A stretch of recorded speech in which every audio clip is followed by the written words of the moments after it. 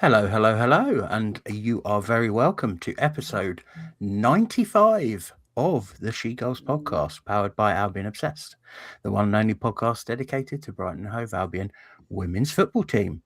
I'm your host, Duncan, and as ever, I am joined by my fellow Albion fans, Ben. Hello, Ben. Hello, Duncan. By Claire. Hello, Claire. Hello, Duncan. And by Abby. Hello, Abby. Hello, Duncan. Hello. We all moved about on the screen then. I moved you about because I suddenly realised you were all slightly different from you. We're not in the right order. And, we all sometimes have those moments, don't we, where we think, no, something's not right. I need to change it back to the way it always is. We don't like change. Nobody likes change, apparently. But there we go. So we are, yes, indeed, back, and we have an absolute bumper crop of things to talk about because even as I start the podcast, I've written my notes. We're going to talk about the Manchester United game, of course. We're going to look ahead to Arsenal, which as we record is in 2 days' time, so on Wednesday night. We're going to look ahead to the FA Cup semi-final, which will be on Sunday. And I'd almost forgotten, we've had a stadium announced. Whoa! What's happening? They're going to get another cup of coffee. I know. This could be a bumper one. We'll see. In the middle. We'll see.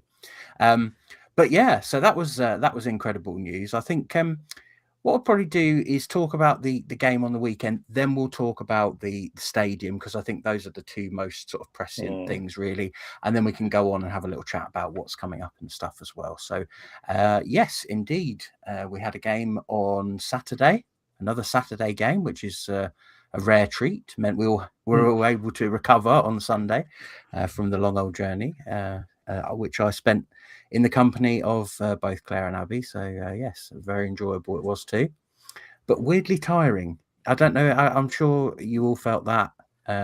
It's a long journey. Sitting it in a doesn't car matter whether you're on the coach or you're in a car or on a train, or it's a long journey. I can only imagine how tiring it was for both of you sitting in the car doing nothing while I drove you there and back. I know. It really was. We appreciate the chauffeur in. We do appreciate it. Thank you. Might have to get a little hat next season. Definitely, yeah. Or a little light you can put on top if you're free. You know, like blue and white flashing light as well. Not available. Yeah, I might get in trouble with that though. Abby's taxes. Yes. So yeah, I mean we all had a lovely time. But yeah, like I say, it's sort of weirdly you don't move, but still somehow you end up feeling quite tired by the whole thing. So I feel like maybe it's the motion on the way back. Your body starts to want to nod off, but you know that you got to stick it out. You got to get home. You got to get back in your circadian rhythms.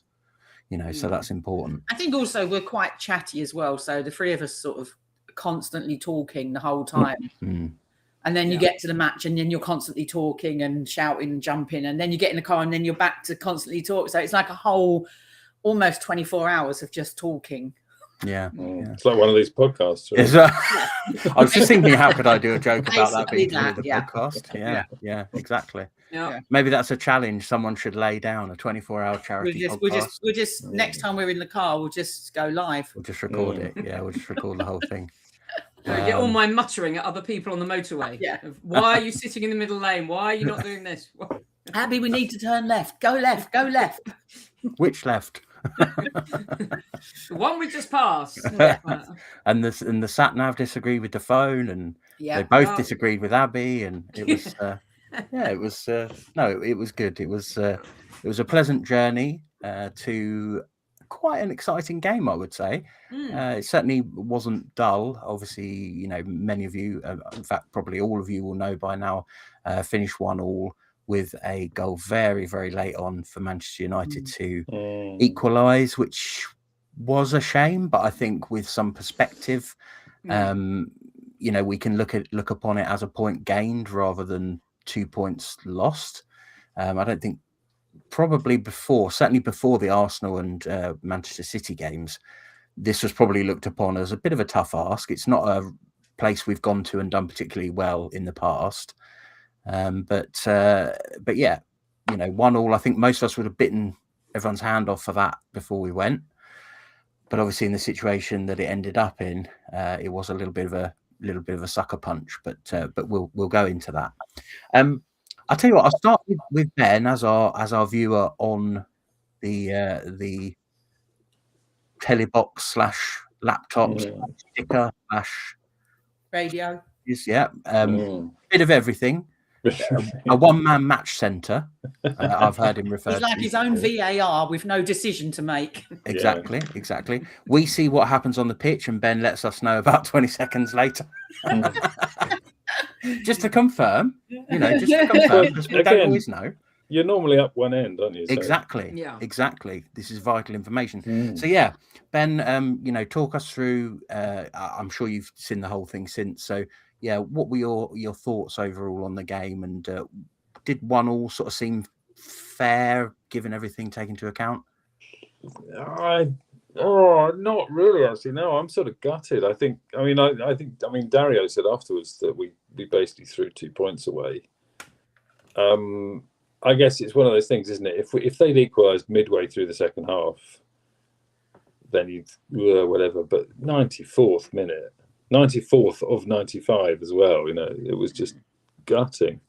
And I think it was relatively even. I mean, they had more possession, but they didn't do much with it particularly. It was kind of almost two defences cancelling each other out in a way.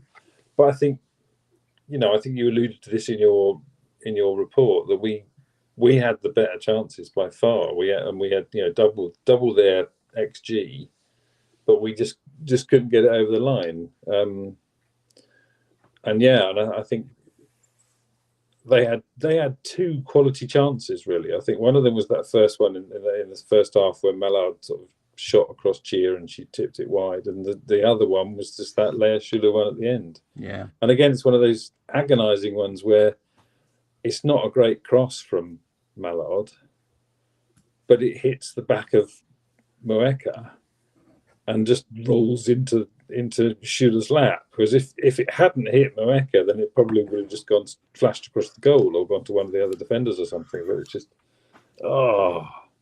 and obviously, I didn't have a long journey to sort of, you're sitting there going, oh, this is going to be a great drive / coach whatever home because we're going to be really up because we've won, and then suddenly that's snatched from me. So I think, on balance, I think we deserved the win, and just gutted really. Yeah, I guess it's a sort of a harsh lesson, one that in many ways isn't a bad one to learn, that you can play as long as you like, but while there's still time on the clock, and you're only 1-0 up, well, that anything can happen. I mean, we ought to have learned that lesson at West Ham, didn't we? Really, we're conceding sort of 3 goals in the last 8 minutes. But I mean, I think, as you said, we would have, particularly before sort of the Arsenal and City games, you would have said, wow, a point at Man U, that would be first ever. That's the first time we've ever scored up there in the WSL. Obviously got a couple of goals against a couple of years ago, but I mean, it's a good point, but it was so close. It was so close to being 3 lovely points. Yeah, absolutely. I'll come to Abby next. I mean, obviously, I think we all felt it in the stadium, but I did feel like we could empathise with the team because it wasn't, an absolute calamity. It was just 2 quite tired teams, but they just had the ball break to one of their players who had come on as a sub, and just happens to be a German international of many, many years and many, many goals, and quite a few league titles with Bayern and German cups and stuff, I'm sure. So, if there's anyone you don't want it to fall to in a pressure situation, it probably was Leia Schuler.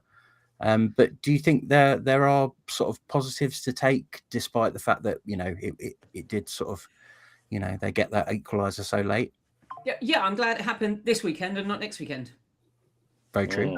So, I think if that sort of thing has to happen, then let's do it this weekend against Manchester United, because it mattered. The game mattered for them a little bit. It doesn't matter all that much for us. It would have been lovely to have got another win, and yes, we were all very, very excited.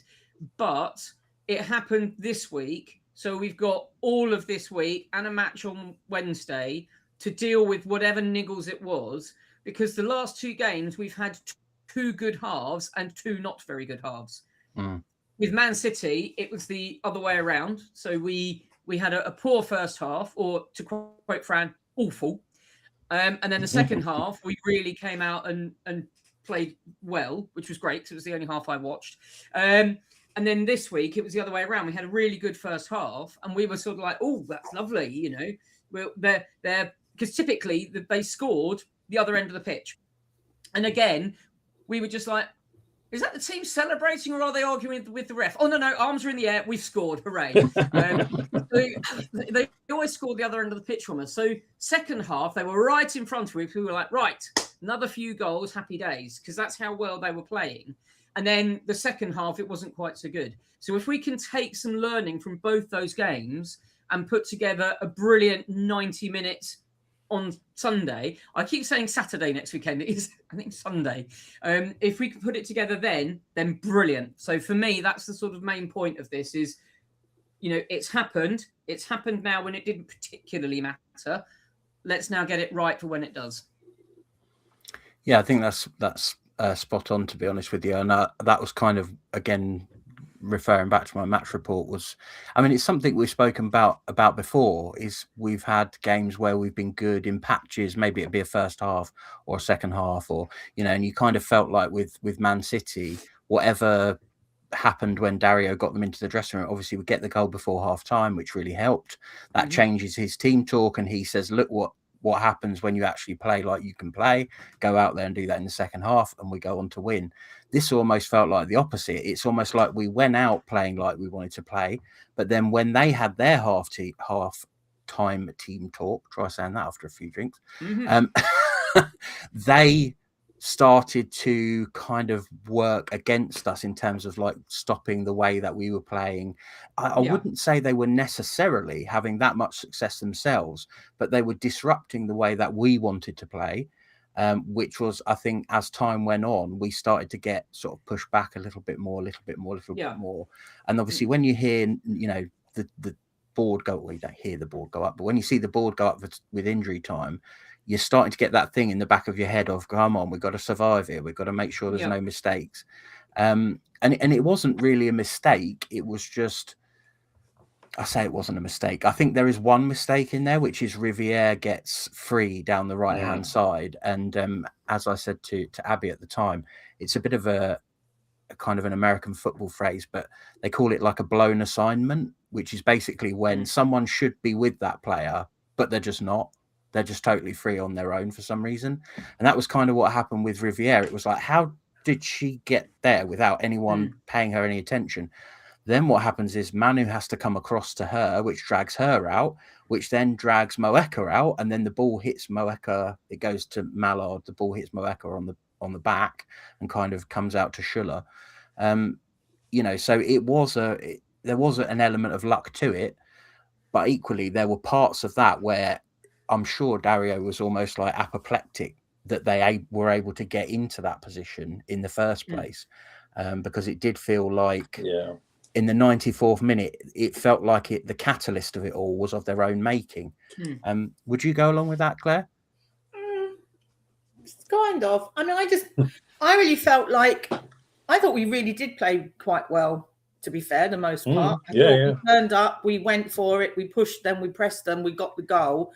And then we didn't sit back and try and defend that. We went to try and get another one. And if anything, we looked like the one that was going to score. I think they only really had Mallard and Riviere. They were the only two that looked like they might do something. And we dealt with them quite well from the most part.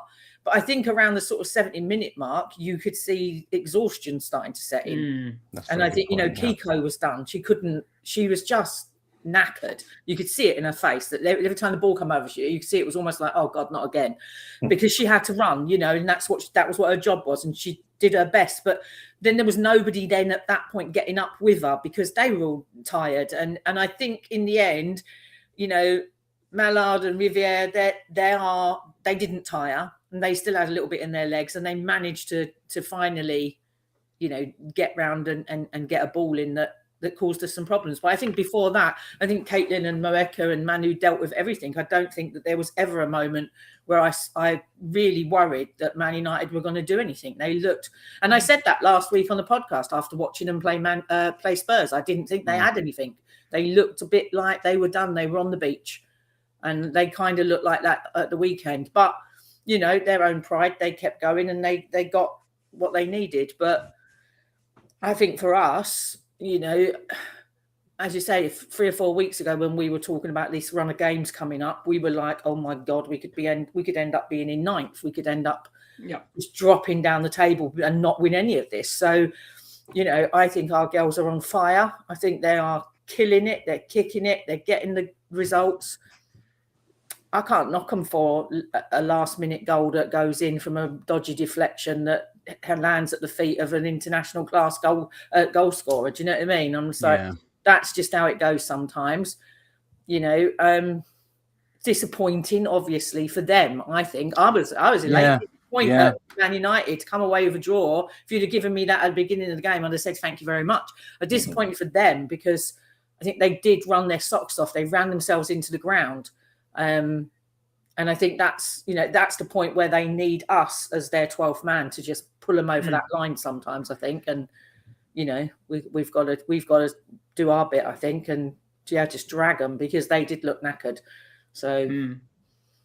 Yeah, there were definitely some tired legs, and some of them did make way eventually. I think if there was maybe a bit of criticism, because like I said, I don't, you know, I absolutely agree with you, Claire. To be honest with you, it was a really good performance. It just didn't end in 3 points; it ended in 1. I don't think you could knock that at all. You know, Manchester United are a good team, full of international players. Okay, maybe they're not quite up to, you know, their usual snuff, as it were, and I do think they are very much the 4th best of the top 4, especially right now. But yeah, I think we could put some perspective on it and kind of go, yeah, you've really sort of gutted that out. You've done your best to win that game, and it was kind of no one's fault that it ended up without the 3 points. As I say, I think the only criticism you could maybe have in retrospect is that some of the players who did look leggy hadn't necessarily been taken off as they began to look leggy. They kind of got taken off 5 or 10 minutes after you could already see they were tired. So, but I mean, you know, as always, hindsight is 20/20. You know, maybe you leave that player on and they score your second goal. So, you know, I can understand not wanting to make wholesale changes, sort of. Yeah. And also, we don't know what the plans are for Wednesday. You know, there might have been an idea of like, well, we're going to rest Kiko on Wednesday, so get as much out of her tonight as you can and don't risk anybody else, kind of thing. You just don't know. But yeah, I think had a couple of other different players come off maybe 2, 3, 5 minutes earlier, it might have made a difference. But do you know what? A point at United, I'll take that. I'm all good with that. We're ending the season on a high, and that's the best thing we can be doing. Yeah. And if you go back to earlier in the season, we wouldn't have maintained 1-0 for as long as we did. No. We'd have come out and gone 2-1 down, which is what we did at Man City. And we didn't look particularly uncomfortable. We held on to it. We looked very comfortable. Yes, some of the players did look, you know, exhausted, and you know, I think it was good that Charlie went off when she did, and it's just lovely now that her and Rachel just seem to be a reasonably straight swap for each other, and so everything just slots in. Yeah, but you know, it's the end of the season, and we were going up against a team that had a lot to fight for, and we came away with a draw. You know, I mean, because it happened late, we're all a bit because we sort of convinced ourselves that we were going to win, and actually, it's a point. Well done. That's the thing. It is the sucker punch of the timing of the goal, but like, as you say, I mean, they. I mean, it's unlikely now because obviously all the games in hand that Arsenal have got, although one of them's against us, so you know that's not. But they still had a slim chance of getting Champions League next season, and we just killed that. They had to beat us to basically still be within a chance of it, and they now no longer are. So you know they did have quite a lot on the line. So, and I would say as well that we wasn't holding on. It wasn't like that we were under the cosh and we were like, oh my God, just every wave that was coming. It wasn't. We looked like the team that were going to score. In fact, I rewatched the highlights quickly just before we came on, and the second half highlights were literally us having 2 or 3 attempts at goal and then the goal for Man United. Yeah. Like they literally did nothing in the second half, Man United. So I can understand Dario being a bit peeved because I think they were there for the taking and we probably should have come away with the 3 points.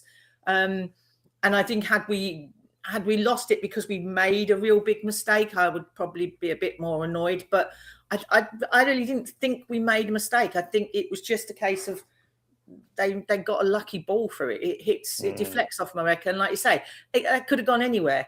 If it doesn't hit the back of the heel, it would have gone straight to Chia maybe, or it would have gone to Caitlin, or it didn't. It went where it went. And I think back to last year's game, going up and watching that game and being absolutely mauled by them. I think it was 3-0 within 20 minutes or something. It was just.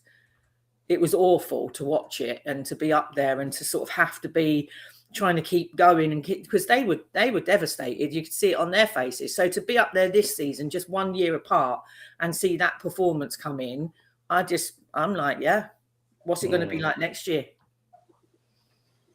Yeah, and in a way, that's good fuel to kick on next year. Is you don't want to feel like that again. I think that's the way you have to look at it, as like a bit of a silver lining thing of this is what you have to do against top teams. You have to either be 2-0 up when you go into injury time, or you have to be more aggressive in those last final minutes, and whatever it may be. But like I say, we're probably almost certainly, I would say, going to finish 6th. I feel like we'll get another point somewhere along the line, probably 3 if you include Spurs, and I wouldn't rule out getting a point against Arsenal on Wednesday, to be honest with you. So it's time where you cannot panic about, oh my God, that means we're now in relegation zone. Oh my God, that means we now can't. That was kind of their time to panic about not being in the European competition. We don't really have anything to panic about. So we should almost be trying to look at the silver lining of, the 1 point as opposed to the 3, which is you now know what it takes to go up there and beat them. And you very, very nearly did it. So next time you do face them, you're going to put that exclamation point on it and make damn sure that, they can't get back into it. But yeah, I suppose it's the eternal problem of getting that second goal, isn't it? Yes, of course. Obviously, the London City game at Broadfield jumps out at that because we absolutely thrashed them, absolutely hammered them, but just couldn't get that second goal, and then they got those 2. Yeah. I think that's probably where it gives us a bit of hope for next season, is because obviously we will get a striker in the summer. We will get maybe even 2, because we've got Olivia Garcia, Olivia Garcia to come in. So. Goals are the only thing that we've had missing this season. We're making chances. We're getting there. It was just that we're not putting them away. And I think you change that next season, and then it's a different ball game again. So, yeah, I'm excited about it. Yeah, absolutely. It's another game as well, where we have either drawn or won or not lost by more than 1 goal, which I think. When we talk about the strikers, is kind of what we point to and say, if we'd have had 1 more goal in a lot of these games, we would have either won them or drew them. Yeah. I mean, I know it doesn't work like that. It's hypotheticals. No. But if you add 8 more goals to the squad, we're not on 0 goal difference. We're on +8. Yeah. Which for Brighton is uncharted territory. Well, the fact we're on 0 is pretty incredible. Just that alone is like another place in the league, isn't it? If we'd have come 5th again, but we had an 8-goal advantage on our goal difference, we'd have been like, okay, that's better than last season. Yeah. So, and that's all you're ever asking for, is do better than the season before. Yeah, exactly. And I think this season's, we spoke about it, a few times when we were kind of on the way up and on the way back. This season's presented a lot of challenges as a team. Obviously, we were probably light a striker at the beginning of the season. Then Michelle goes down, obviously, because we can't replace her in the middle of there's no transfer window then, so we couldn't replace her then. And obviously then we get to January and we're not able to replace her then either, which probably was more like a bit of price gouging by anyone who was willing to part with their striker. Oh yeah, you haven't got a striker at the moment, have you? Oh well, this £100,000 player is now 500,000. If you really want them, you'll pay it. So they bit the bullet and carried on. And then obviously we have the situation, with Rado passing away, and Dario has to step away temporarily and things like that. And I don't think you want to point to them. They're not excuses, but I just think if we can get to the points tally, or very, very similar to the points tally we got last season, where we didn't necessarily have all these issues, I think that will be a mammoth achievement given everything that's gone on this season, to be honest. Absolutely. Yeah. And they're not excuses, but they are factors, and they will have affected things, of course. But also, for me, if you look at the sort of slightly bigger side of things, is last year when we played this game, I think it was Claire and somebody else taking 2 cars up. I think there was 11 of us. Yeah, this year we had a coach, we had cars, we had half the nation of Nigeria sat next to us. We took over the drum. Cheers family, basically. Exactly. They were brilliant. You had lots of other families around. It was a really nice atmosphere. So looking at the growth of everything on par. So we're not getting beaten. We are, getting a very creditable draw. We're taking more fans. We're bringing the noise. We are now going to these games thinking we can win this. I think all of that is just a huge amount of positives to take into the next few games and then into the next season and building on for what we're going to talk about in a bit.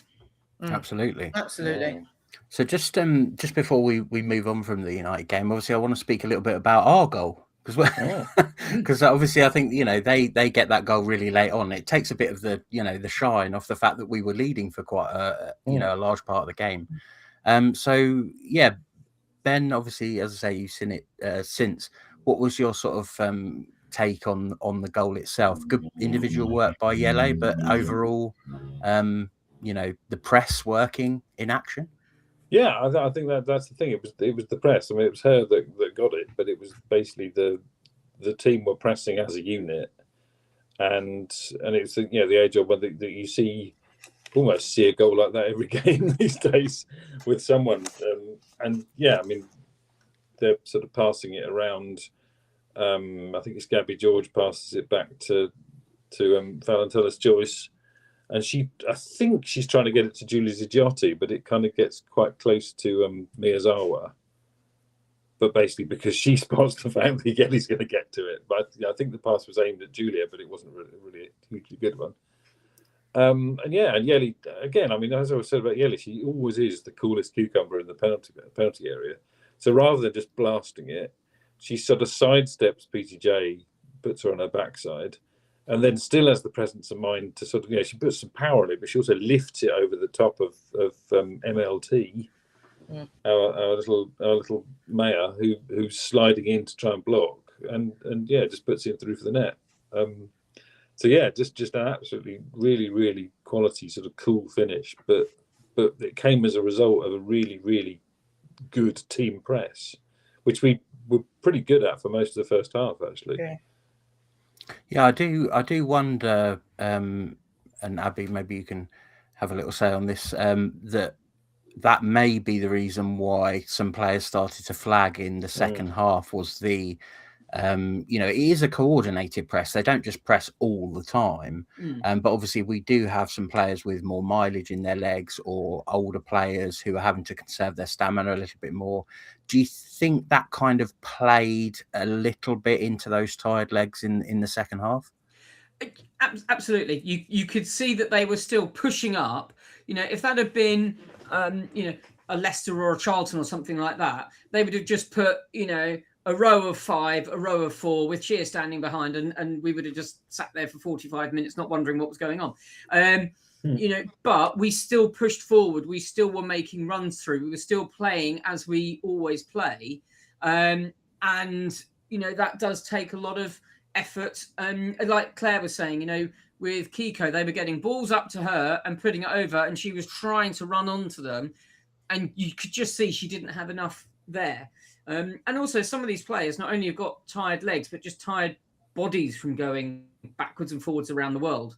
I mean, the two players that looked particularly tired were Kiko and Charlie, and they're the ones that have sort of, apart from Moeka, but those are the two that have really racked up the air miles with going to and from Australia. And I think with Charlie particularly coming back, sort of like the wrong way around the world and then going down to Africa and back.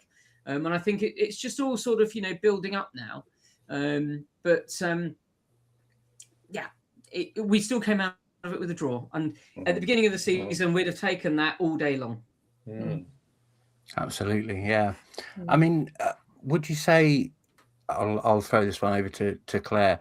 Obviously, it's a balancing act, isn't it? Where you want to be able to press, but then you also need the sort of quality in the team to be able to, hold the ball and develop play and stuff like that. So I guess there's some sort of balancing point to sort of youth versus experience that the team has to find somewhere along the line. Yeah, of course. And I think, obviously, like you say, we did start the season maybe a player or two light, or maybe relying on youngsters rather than having that bit of experience. And I think sometimes experience means you don't have to be running around like a lunatic. You can just stroll about and know when to use your legs and when to just, do a Lauren James and just stroll about. And I think Yelly does that a lot. I think sometimes you look at Yelly and she's just strolling around looking like she's not really in the game. And then boom, you just get a load of movement from her and she's all over the place and she's here, there and everywhere, because she knows when to use her energy and when not to. Same with Fran. And but I think, it's just that thing of, I think, get a couple more players in over the summer can deal with that kind of thing, to sort of say, okay, look, we're all tiring, so let's do this, let's do that, let's and work around it. But I think at the moment we don't really have. But I don't think Dario maybe trusts what's on the bench to come on and do that. And that's probably mostly down to, youthful inexperience for a lot of them. No real WSL experience for the others. But it is what it is, and that's the squad we've got. And sometimes you've just got to use them. And I fully expect to see a few of them get a game on Wednesday, because I think that our team that played yesterday and played against City is probably the team that's going to play against Liverpool, and they need to have a really good rest, because it's funny. I was a bit confused when he took Rosa off, because obviously Rosa can't play on Wednesday night. She looked knackered. She'd started to become a little bit of a liability down that side. She'd run her socks off that first half, and she was really doing well. She was all over the place. But again, it's just that inexperience of youth, of like, she was constantly running rather than picking and choosing. And then she just got a bit knackered. And because I think, again, fitness-wise, I probably would have, I know he generally brings Carla on in the 80th, 80-something or even 90-something minute. But I probably would have given her an extra 10 minutes just to give Kiko an extra 10 minutes rest. And similarly with Nadine, because Nadine is she's the Duracell bunny to Yelly's Energizer, isn't she? So I maybe would have brought her on earlier for Fran, partly to keep, because she's good at keeping it tight and getting the ball back and things as well. So I thought those two were a bit late, those two subs, but whatever. Yeah, I must admit, I agree. I agree on both parts there, really, but especially what you said, Claire, about not necessarily like. I don't want to say that he doesn't trust the bench. I think sometimes he thinks that it might be more disruptive than good. Yeah, because whatever way you describe it, it is not trusting it. It's saying, I guess, I can't risk putting you on, because I don't know if you can do what I need you to do. So I'm not. I can't believe it. I'm thinking along the lines of something like West Ham, where obviously we do make subs to freshen things up, and then we go and basically concede 3 goals. Absolutely. And I think that makes him think sometimes, do you know what? Maybe like it could be like a too many cooks situation where actually I'd rather, you know, okay, they might have lost a little bit of stamina, or they might have lost some stamina, but actually it'd be more disruptive to just put a player on who hasn't got up to the speed of the game. And I think maybe, you know, arguably, then you get a game like this where it's not so much that they're lost a bit of stamina, it's that they're totally exhausted. But actually he's thinking, do I want to make like 5 subs real quick, because then that we're a whole different team. It's a whole different who's going where, who's covering who, and all this sort of thing. Because it would be a very different conversation if he'd have made 3 subs in 70 minutes and we were sat here with a 2-1 loss or a 3-1 loss. Exactly. You know, so yes, we all feel that they were late, but we still came out of it with a draw. And it's, you know, I don't know if it's necessarily that he doesn't trust them, or if the players that he's leaving on are people that have been here for all of his time that he trusts implicitly. You know, somewhere really, in between is probably the answer, isn't it? And potentially, and also there may well be a little bit of, you know, we're winning, we could come away with a win here. This is massive for us. I don't want to. We don't know. You know, that's why I play Football Manager and I'm not a football manager. That's why Dario gets the big bucks. There was an element of that in the Man City game when he did the like for like substitutions, rather than bringing on I'll bring on a sort of defensive midfielder to try and keep it tight. He brought on 2 attacking players. He brought on Carla and Rosa, and really basically kept the ball up Man City's end rather than try and defend it. So I think you have got to try and not change things too much. You want fresh legs, but you don't want a fresh approach kind of thing, because you don't, as you say, you don't want to disrupt. You don't want to change the shape of the team. I mean, again, it's Man United again. I mean, way back in the day, them and their late equalisers, when we were, I suppose we got our potential winner in the 89th minute with a beautiful Guro Bergsman header. And then in stoppage time, Mel Phillips took Paulina Bremer off and brought Charlie on. And you think, she's obviously going to keep it tight in stoppage time, and then Man United equalised with the lovely Rachel Williams with a 95th minute goal or something ridiculous like that. And it was like, and I just remember the yelling and the slamming of the water bottle into the ground from Paulina Bremer as she sort of stood there in front of the bench as she watched the team that she was a part of until a couple of minutes ago concede that equaliser. Because obviously all bring on a defender, but the team had completely changed shape and they were able to take advantage. And it's always that juggling act, isn't it? Yeah, that's the thing. And that's why I say with hindsight you might bring on the subs a bit earlier, but I think it wasn't really a criticism. I just kind of thought that I think want to save legs, then maybe give Fran 70 minutes instead of 80 or whatever. But no, I think we all said that, but I think what happened was we all said it after they equalised and it went 1-0. We were like, we weren't there at like 90th minute going, we should have made them subs a bit earlier, really. It was like, it was absolutely a kind of like, if you were going to pick like one thing that might have played a factor, but it's nitpicking. We got a point away against one of the big 4.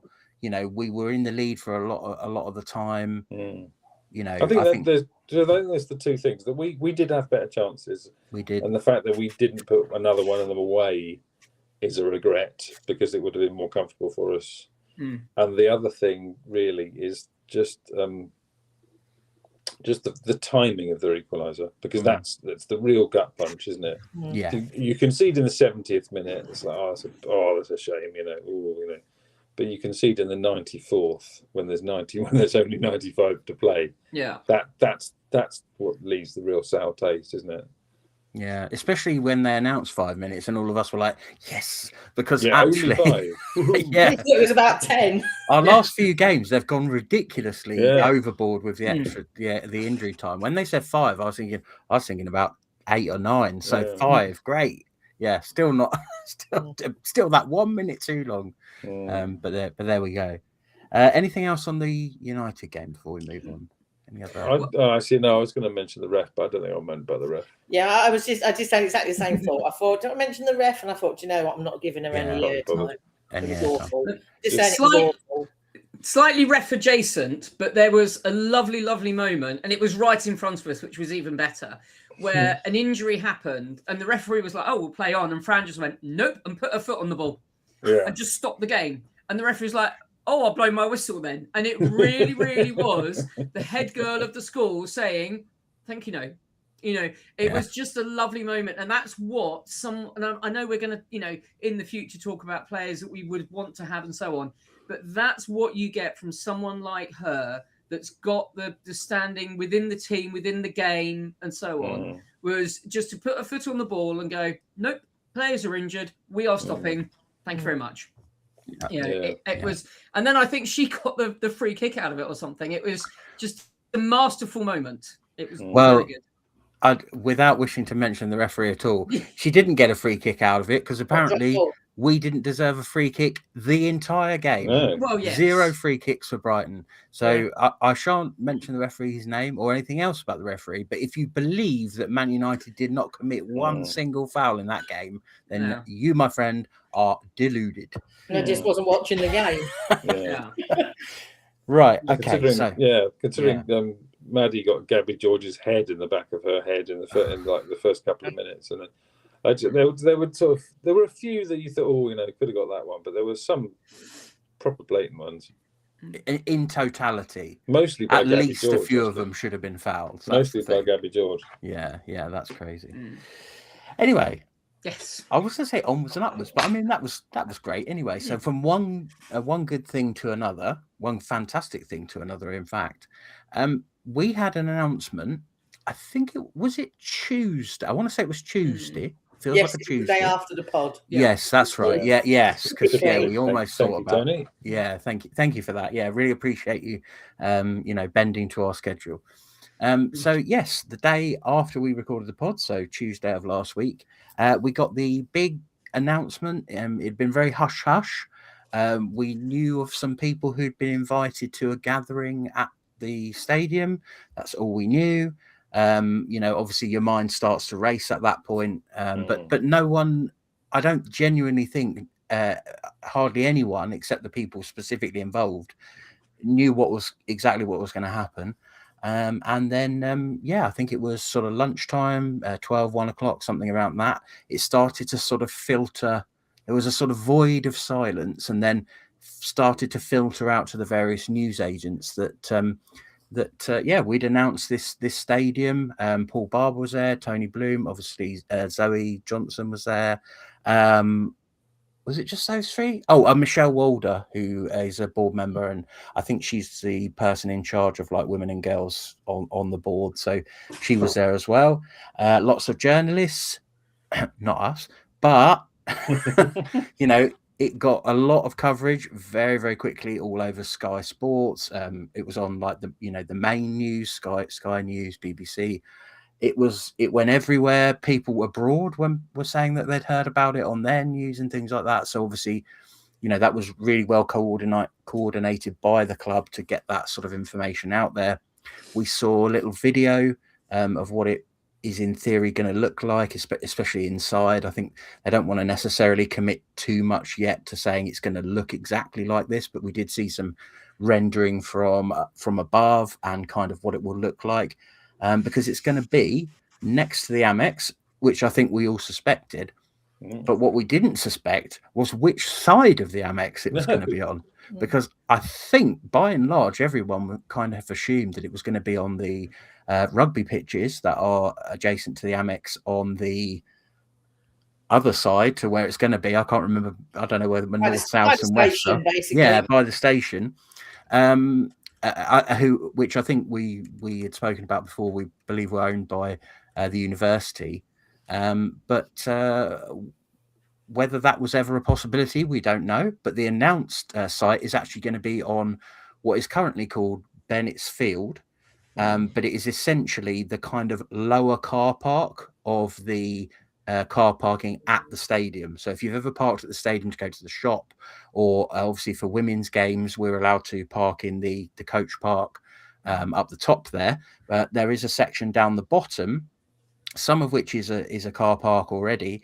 But there was also a kind of a brownfield area, which I think probably at some point or another, once Brighton bought that off the developer, was probably going to be more car parking, if I had to guess. But obviously, when you're looking for a site to put a new stadium, if you already own a plot of land that you can develop on, then that makes it even easier. You've got no one else to negotiate with, essentially. So yeah, that was a bit of a shock. We'll obviously talk about that. But yeah, I mean, fantastic news all round. Claire, what were your sort of first thoughts when the news began to trickle out? Oh, about bloody time, really. that was my thought. I was like, how long's this taken? Like, come on. So, I mean, yeah, it's out now. So now we can start getting excited about it. Before that, it was just an idea that was being, thrown around every now and then.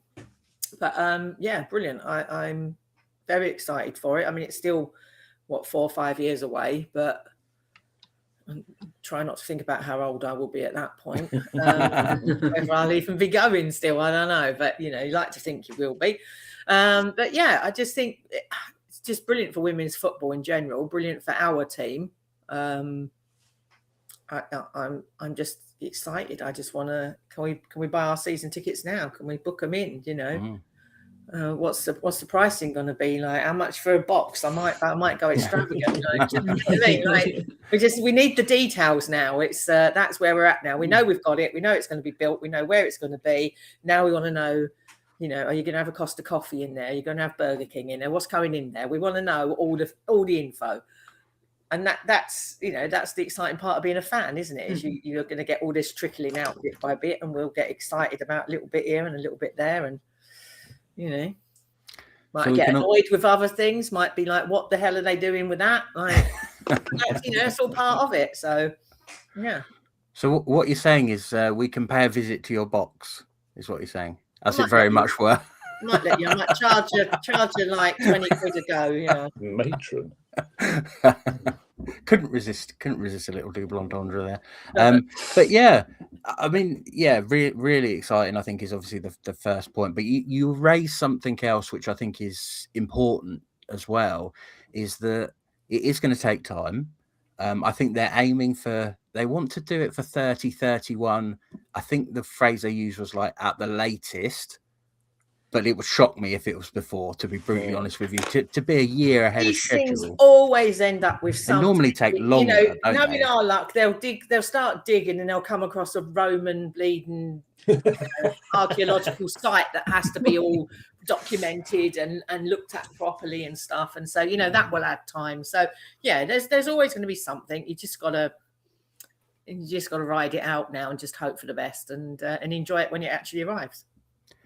Yeah, and Abby, I think one of the most important things, especially in that sort of interim period as we kind of move towards the new stadium, is kind of not to neglect the fan base or not to set aside everyone in those 3 or 4 years, because if you want to get people to go to the new stadium, you really need to have built up the support from the levels it is now to 2-3 times what it is.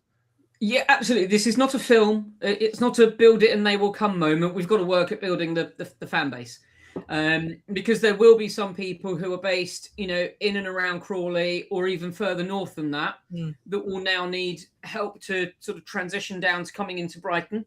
I mean, I'm delighted because I drive past the Amex every single Crawley game. So, for me, it's lovely. That it's going to be closer, but for some people it is going to be, harder. And then there's the whole thing of, parking and all of these extra bits and pieces. But we've got to still build the fan base. Yes, it was a fantastic, to have all those people at Manchester United, but we didn't even fill the 2 sections of, Manchester United that we were allocated. we're a long way off from filling a 10,000 seater stadium. Now, we really don't want to build it and immediately put 10,000 people in there, because we do need to have room for expansion. But we need to be fairly full for it to actually make some money back, because, you know, as much as the club are building it sort of out of the goodness of their hearts because they like the women's game and all that sort of stuff, it does need to make money. It does need to, you know, it needs to wash its own face going forwards. If it's going to be, you know, retained as a women only or as the women's stadium. So yes, we've got to build the fan base. We've got to keep pushing. When they announced that there were going to be 4 to 6 games at the Amex next season, I think the first thing I said to you was they are that they're doing a strategic withdrawal from the Broadfield. Mm-hmm. So it wasn't a surprise that this was coming, because it's like, and quite rightly, they are training us to associate women's football with Falmer. And that's where we should be. We are Brighton and Hove Albion, and we should be in Brighton. But yes, we've got to retain fans, and we've got to build fans, and we've got to move on. And we're going on the pitch. We're going in the right direction, because, you know, we've had consistently 2 high finishes. Yeah, you know, it's lovely that we did 5th last year. It's brilliant that we've done it again, and that we are now being consistently good. And we are in an FA Cup semi-final, and I've got a lovely scarf that says so. You know, and we just need to keep building and doing more of that, and getting the press, you know, around it, and getting people talking about it. But yeah, we've very much got to build it in. And someone has said, you know, youngsters who are at uni, all the people who are at uni at the moment won't be here when it's being built. But give it a year and a half, then we need to start recruiting fans from the university. Yeah, absolutely. I think that's something that has been spoken about for quite a while, actually, is the fact that they recruit a lot of workers from the uni, but not so many fans from the uni. So that's you know, certainly an element that, you know, an aspect they could look at in the future.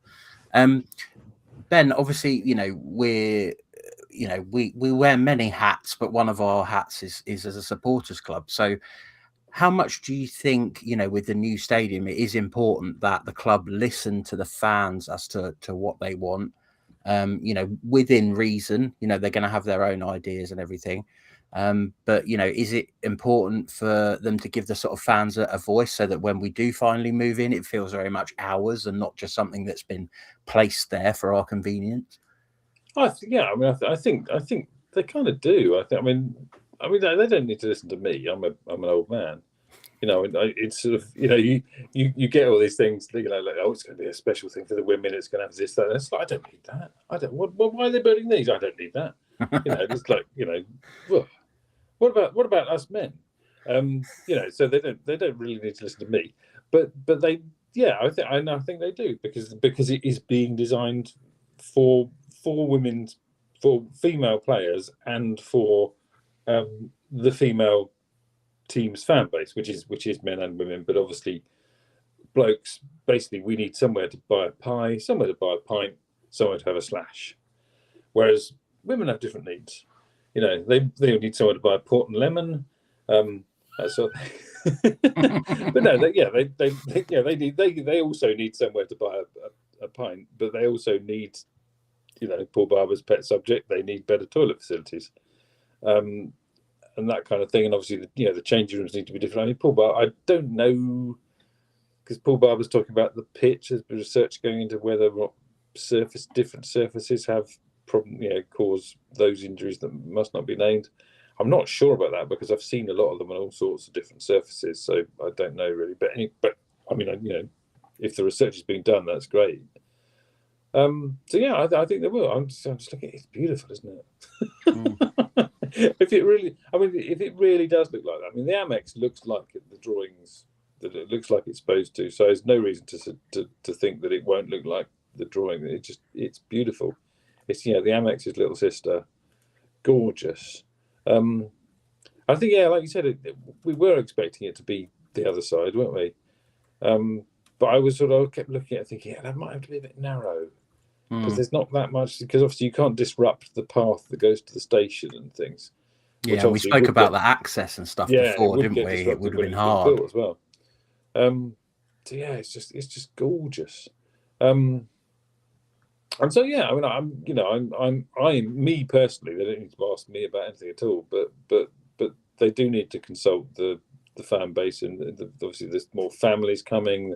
And yeah, they're just literally just stuff like buggy parking, because people do bring quite small children, especially as it's because it's at Falmer. There's going to be a lot more people arriving by public transport than do at Crawley, so people will be taking obviously babies in prams, but obviously younger children will be in pushchairs and stuff on the trains and whatnot. So just stuff like that. And I think it is being built with that in mind, and it's just going to be brilliant. It's I can't wait. It's amazing. Yeah, I think hopefully I've sort of looked at it before. I think it reminds me a lot of the new Plough Lane where Wimbledon play. There's about 9,250 or something like that. It just looks really nice. It's it's a football stadium, but it's very modern and it's very nice, and it's it's lovely. Can't wait. But I think again, I think talking about it being a surprise, I think they've been drip feeding, because there was obviously at that event on International Women's Day at Rockwater in Hove, Fran mentioned it. Yeah. And then there was a thing where Zoe was just talking about something, and she mentioned it on the story on the website. And then Paul Barber was on the club podcast, which it's all right as podcasts go. But Paul Barber was on that, and he mentioned it. And it's like, hang on, this is orchestrated. There is something coming. So it really, it's just. Sorry, I've got it on my screen over there. It's just gorgeous. Actually, what I also like as well is the Amex has got in that artist's impression or whatever. The Amex has got its blue roof back, which it was beautiful when it was new and it was still blue on the top. Before the sun started bleaching it. Yeah. I think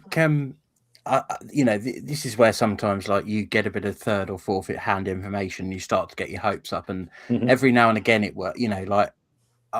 A friend of a friend of a friend of a friend had mentioned that I think it was Tony Bloom had been doing a visit to SheGulls over London, one of the other supporters clubs, primarily I think a men's supporters club, but they do have like women's supporters as well within their ranks, and he had apparently, from what I understand, quite heavily hinted that something was imminent.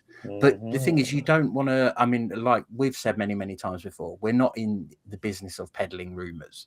So that's not something I would have spoken publicly about, ahead of time.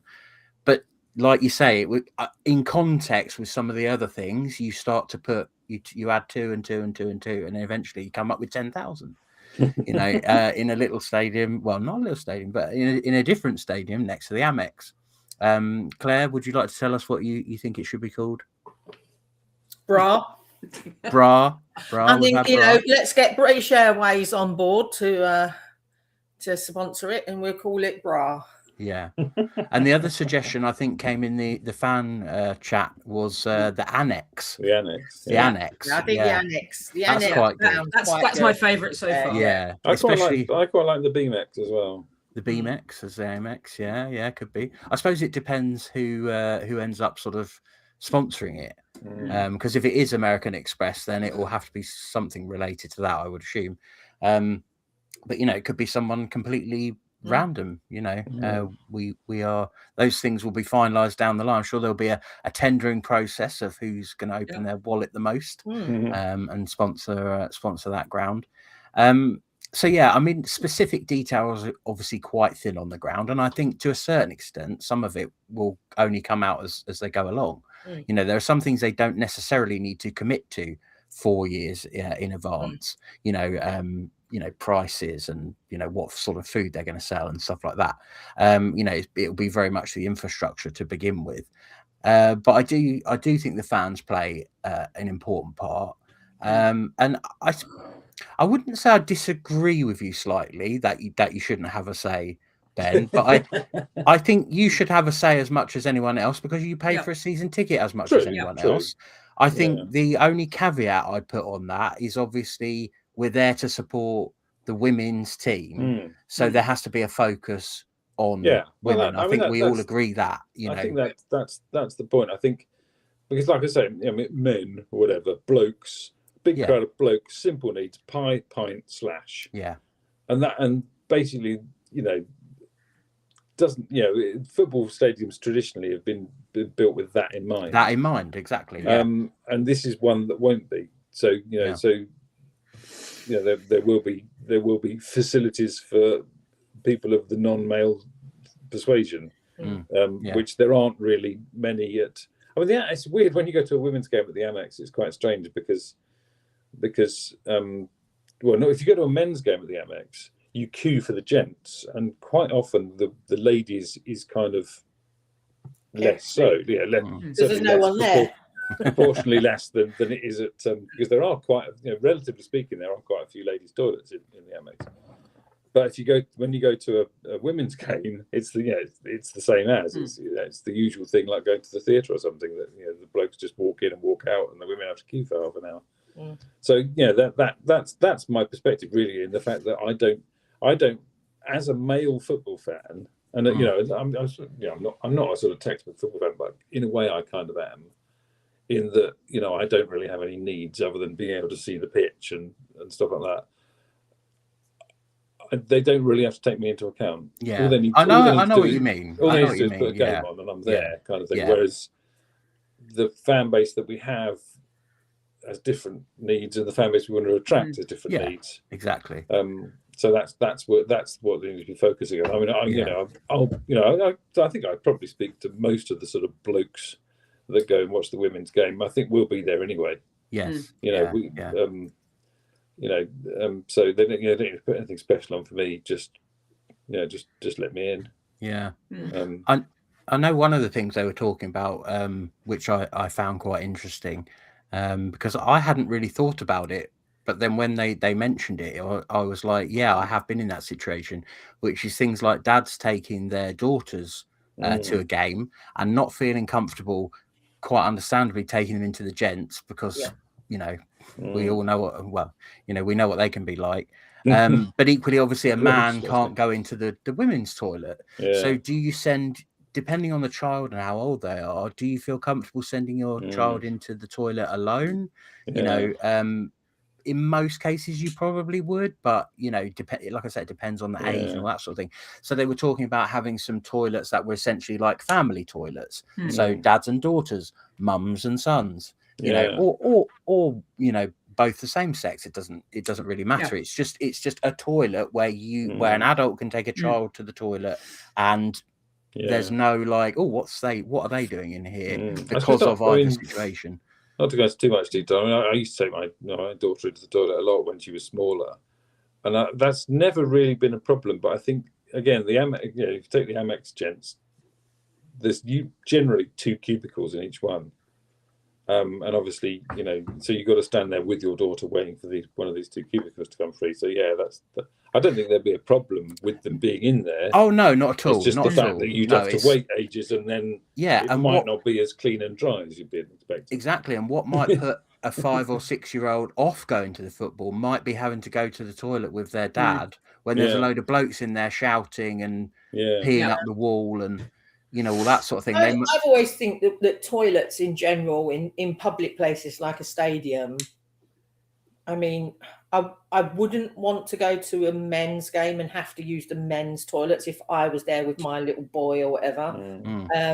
But I equally wouldn't have an issue if there was a dad queuing to get into the women's toilets with their little girl or their little girl. I think most people are very understanding of it, anyway. But it's that sort of thing where, like, if you can get ahead of that. If there's just a bloke standing in the women's toilet queue, I might be a bit like, mate, go and use your urinals, because there's not enough cubicles for us as it is. But with a child with them, I wouldn't have any issues with it. But these are all things that it's good that we're discussing. Well, we're getting a bit Paul Barber here, aren't we? Talking about He's obsessed with the toilets, I must admit. But the thing is what that is an example of is when you build a stadium from the ground up, you can do whatever you like. So if there is a small subsection, you know, we're not talking about having like multiple, you know, 20, 40 of them around. You're talking about maybe with every women's and men's 2 family toilets with it. you know, that you need to, it needs to be an adult and a child, or even the adult stands outside and the child goes in, but it's them in there individually. I think the issue with it is they need to be slightly bigger. Yeah. The cubicles for families need to be slightly bigger, because it does mean an adult going in with a child, and maybe a pushchair, maybe they need to do a nappy change or whatever as well, you know. So you need to have a couple of cubicles that are disabled, a couple of family, you know, all of that kind of thing. Whatever it is that we need to support, they've all got to be in there. And you could end up with just like the whole level just being toilets at one point. But you know, as long as everyone feels comfortable and that they feel safe where they can go. This is another thing where, like, you don't have that in the men's. There isn't a thing of like, I don't necessarily feel comfortable in this space or safe in this space. It's like, well, you either go or you don't. Tough luck. You know, you either man up or get out, sort of thing. Well, and it's like this is what we do not need at the women's games. We want people to feel comfortable. We want people to feel they've got a place to go. You know, whether you've got sensory needs, you know, disability, whatever it may be, that they are welcome there and they are catered for. And when you're building a stadium from the ground up, and this is one of my bugbears with people who say, "Oh, why don't you just move into the men's stadium?" The men's stadium is the men's stadium. Everything would have to be retrofitted. And then some, you know, the bloke said, "Oh, our favourite bars disappear because they've got a sensory room and no one ever goes in there." Blah, blah.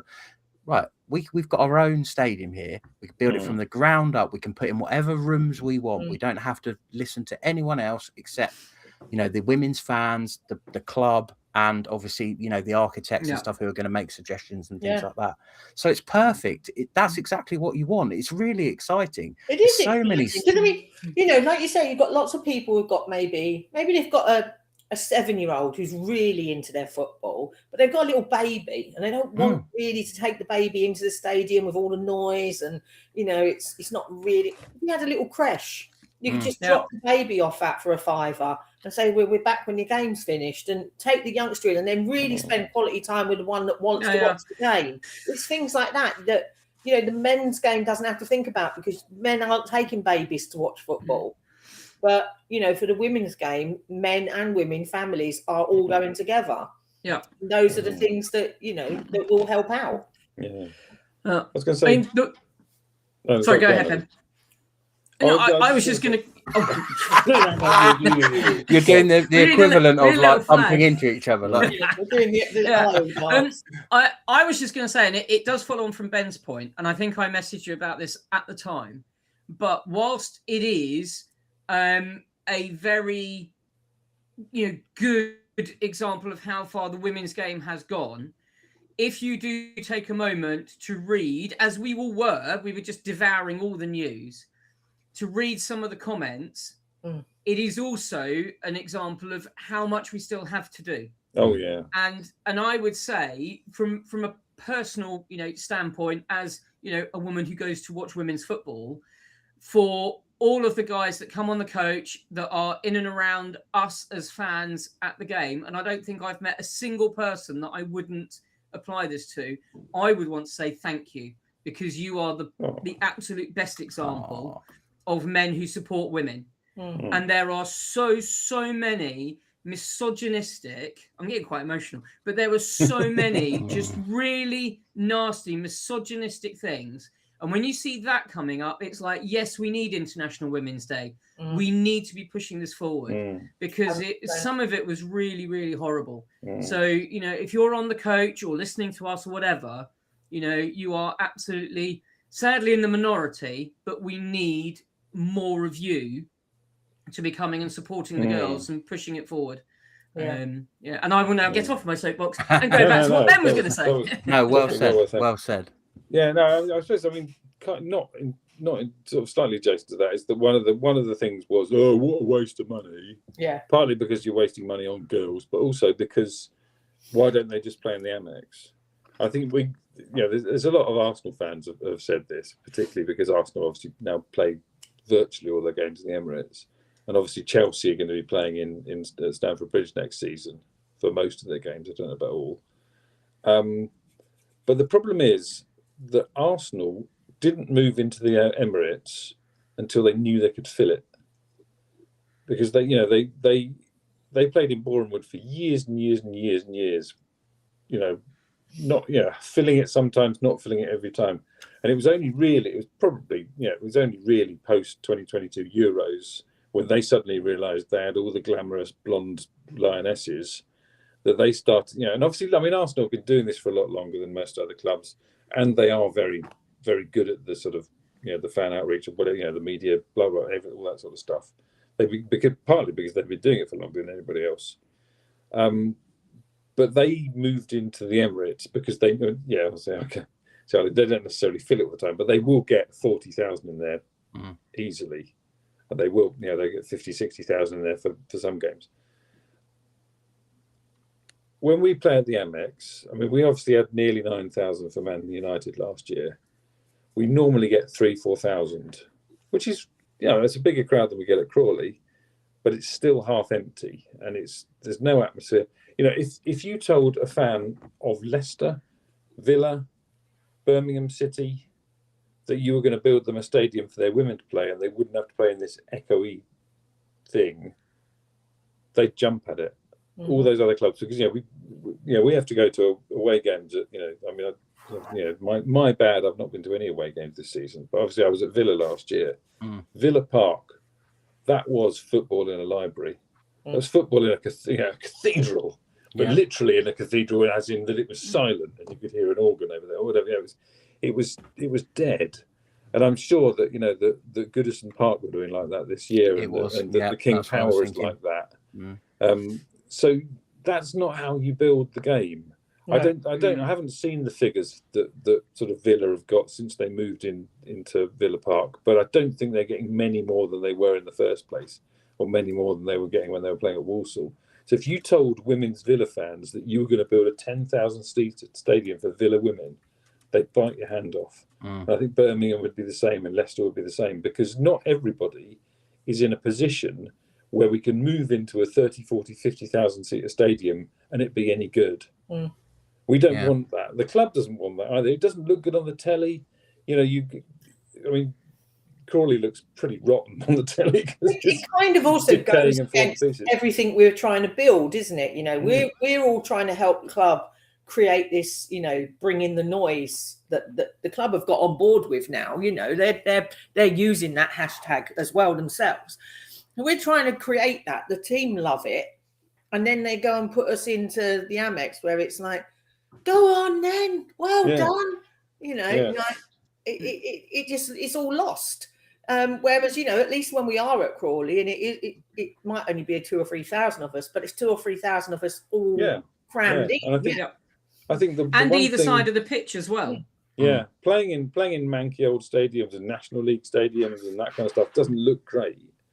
But what doesn't look great on the telly, when you're trying to sell this product, this fantastic product of women's football, is having banks and banks and banks of empty blue or claret and blue or whatever seats, and all around them, with about 5,000 or 6,000 sitting over there.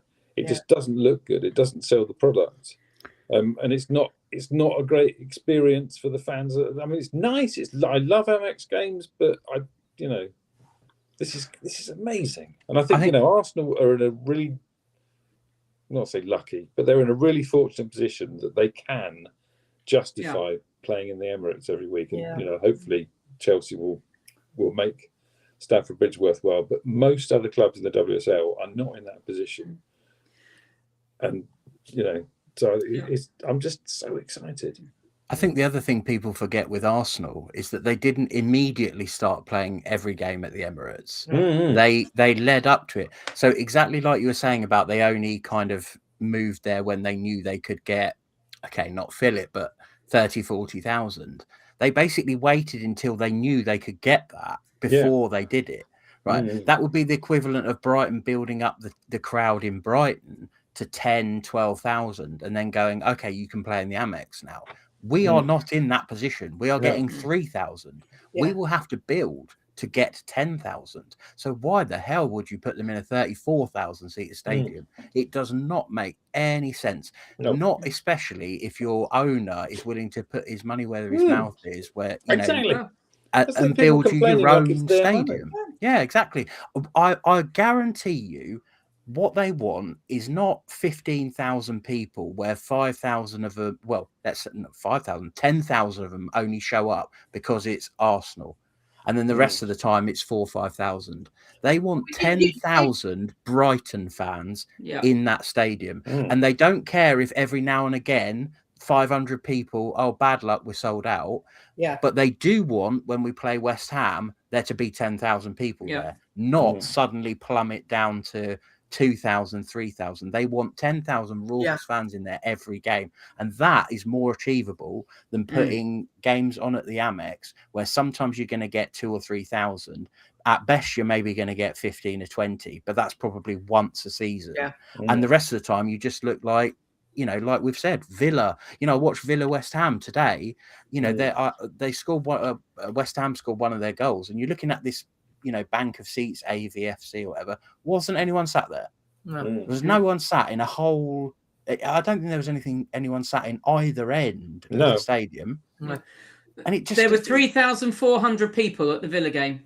Right, there you go. And they presumably were all on one side. Well, you just had literally, like, I think it was Liverpool put a big post up on Insta yesterday about he sold 10,000 tickets at Anfield for Arsenal.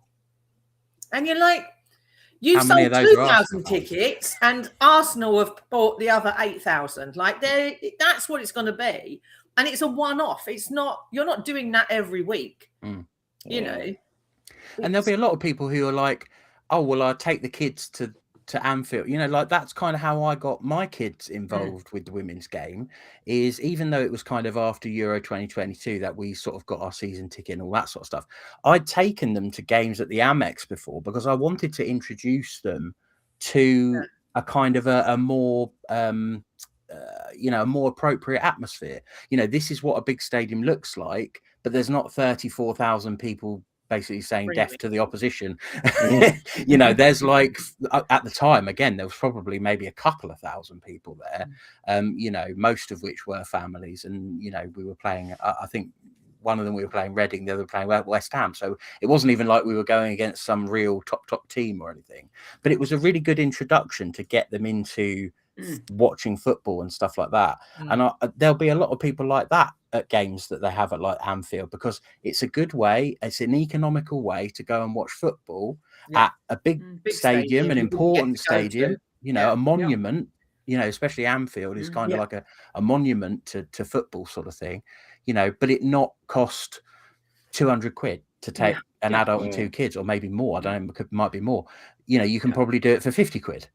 You know, or kids are £1 or whatever, you know, but it's a good opportunity and a lot of people will do that. But if they're playing, you know, if the week after they're playing Leicester, they're not going to get 10,000 fans, you know, for a multitude of reasons. And also at the fans forum, this was brought up to Maisie, and Maisie said, I like Broadfield. I like the atmosphere. I like the feeling. It's ours, despite the fact that it's mostly red instead of blue. And that's coming from the team. So, I like Ben. I'm very, very excited. Like Claire, I just want to book my season ticket tomorrow and know where I'm going to sit. Whatever we can do to get people to, you know, in through the doors. And I think you've made a very good point, Duncan. I remember my first game was at the Amex because I knew how to get to it. I knew I could go on the train. Even though I'd never been to a men's game there, I knew that I could go on the train. Broadfield was a little bit more of an unknown quantity. And it's in West Sussex, so you know, miles away. But you know, this is, I know, quite.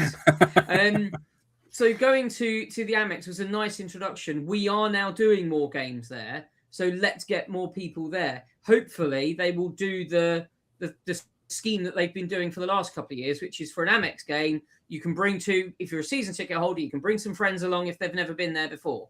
We should all be doing that, because if every single one of us who really consider ourselves fans brings one or two people to a game, you know, we only need a few of them to start, you know, becoming fans, and then season ticket holders. Then next year they'll start bringing their friends, and then we've got a really good base. So we have got a really big part to play in it to move it forward. But yes, very excited.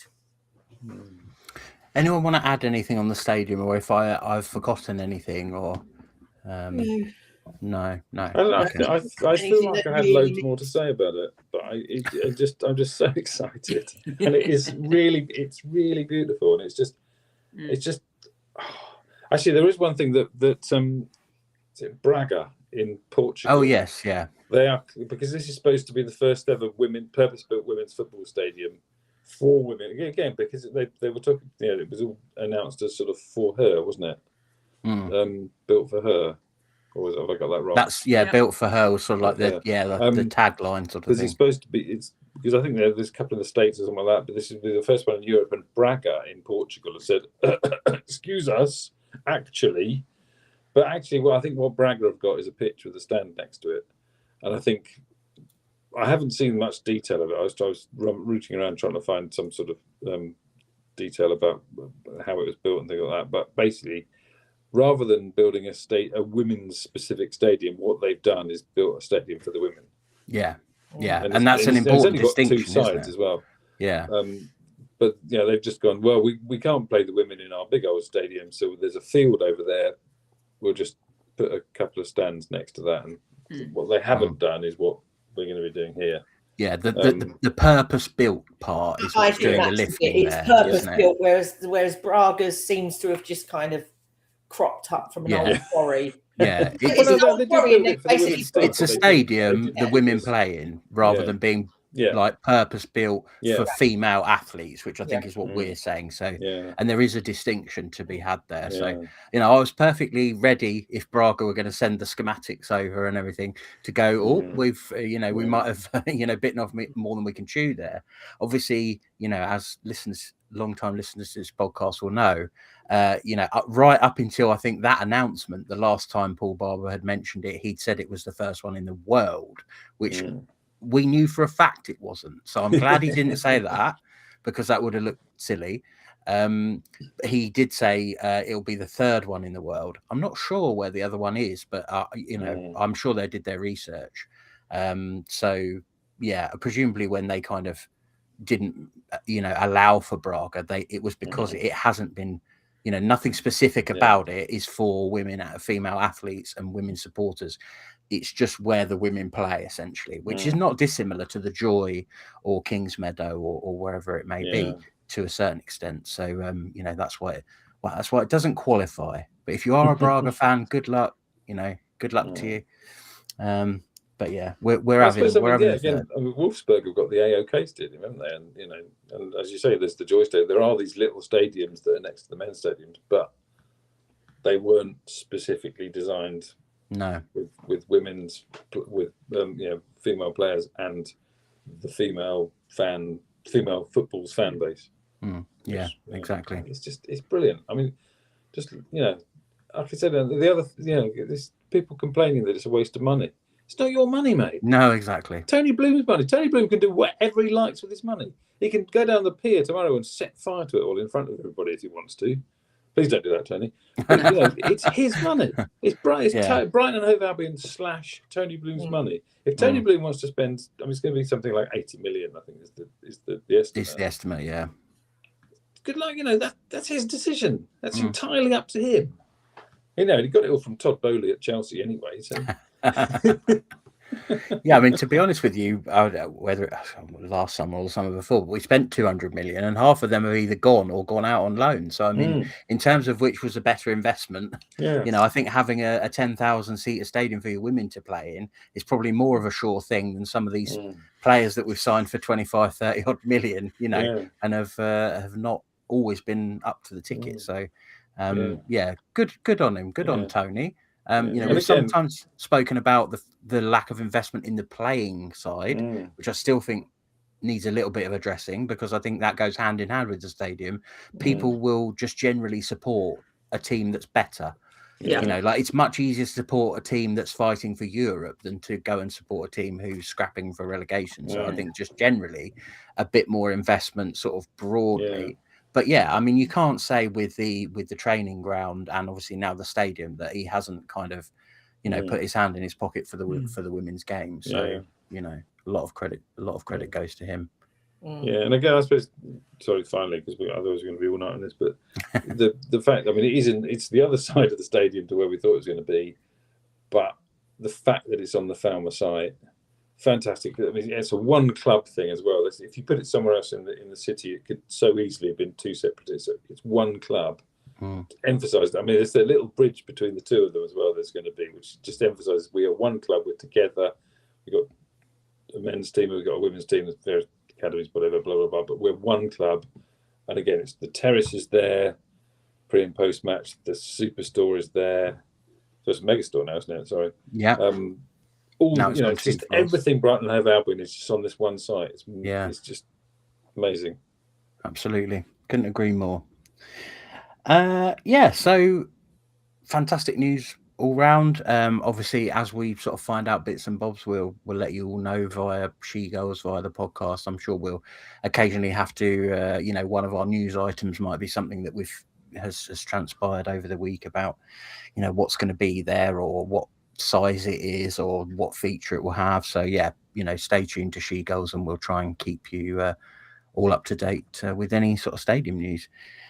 So we'll move on to our match previews. So we've got two. I think one is sort of a bit more glaringly, it's a beacon on the horizon, a little bit brighter than the other one. But we have got to get through this Arsenal game by hook or by crook.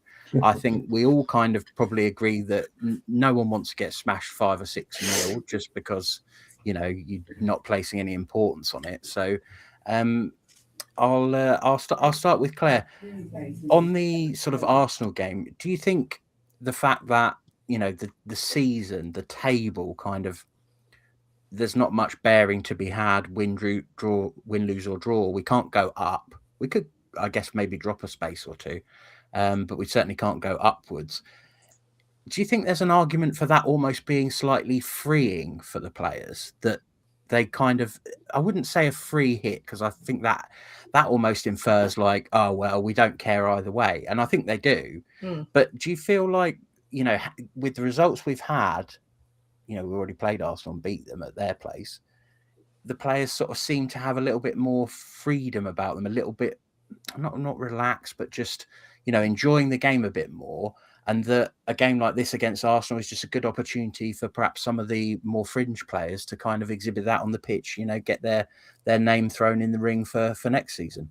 Yeah, I mean, possibly. I just feel like everything for this team has just clicked into gear at the right time, and I think the results we've had over the last few games must be filling them with confidence to be like, we can beat anyone, even when we're not playing brilliantly, even when we have a little bit of a dodgy 5 minutes, we can still come back from it now. We don't have to worry about that we're going to get thumped.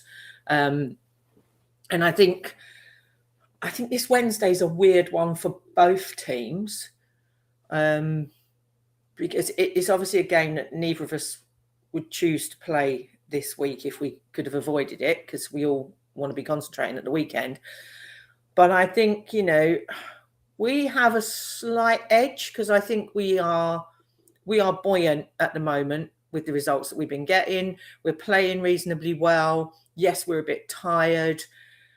We've got a cup final that we're probably going, a cup semi-final that we're going to have half an eye on. So that's where I'm a little bit concerned that we could take our eye off the ball a little bit.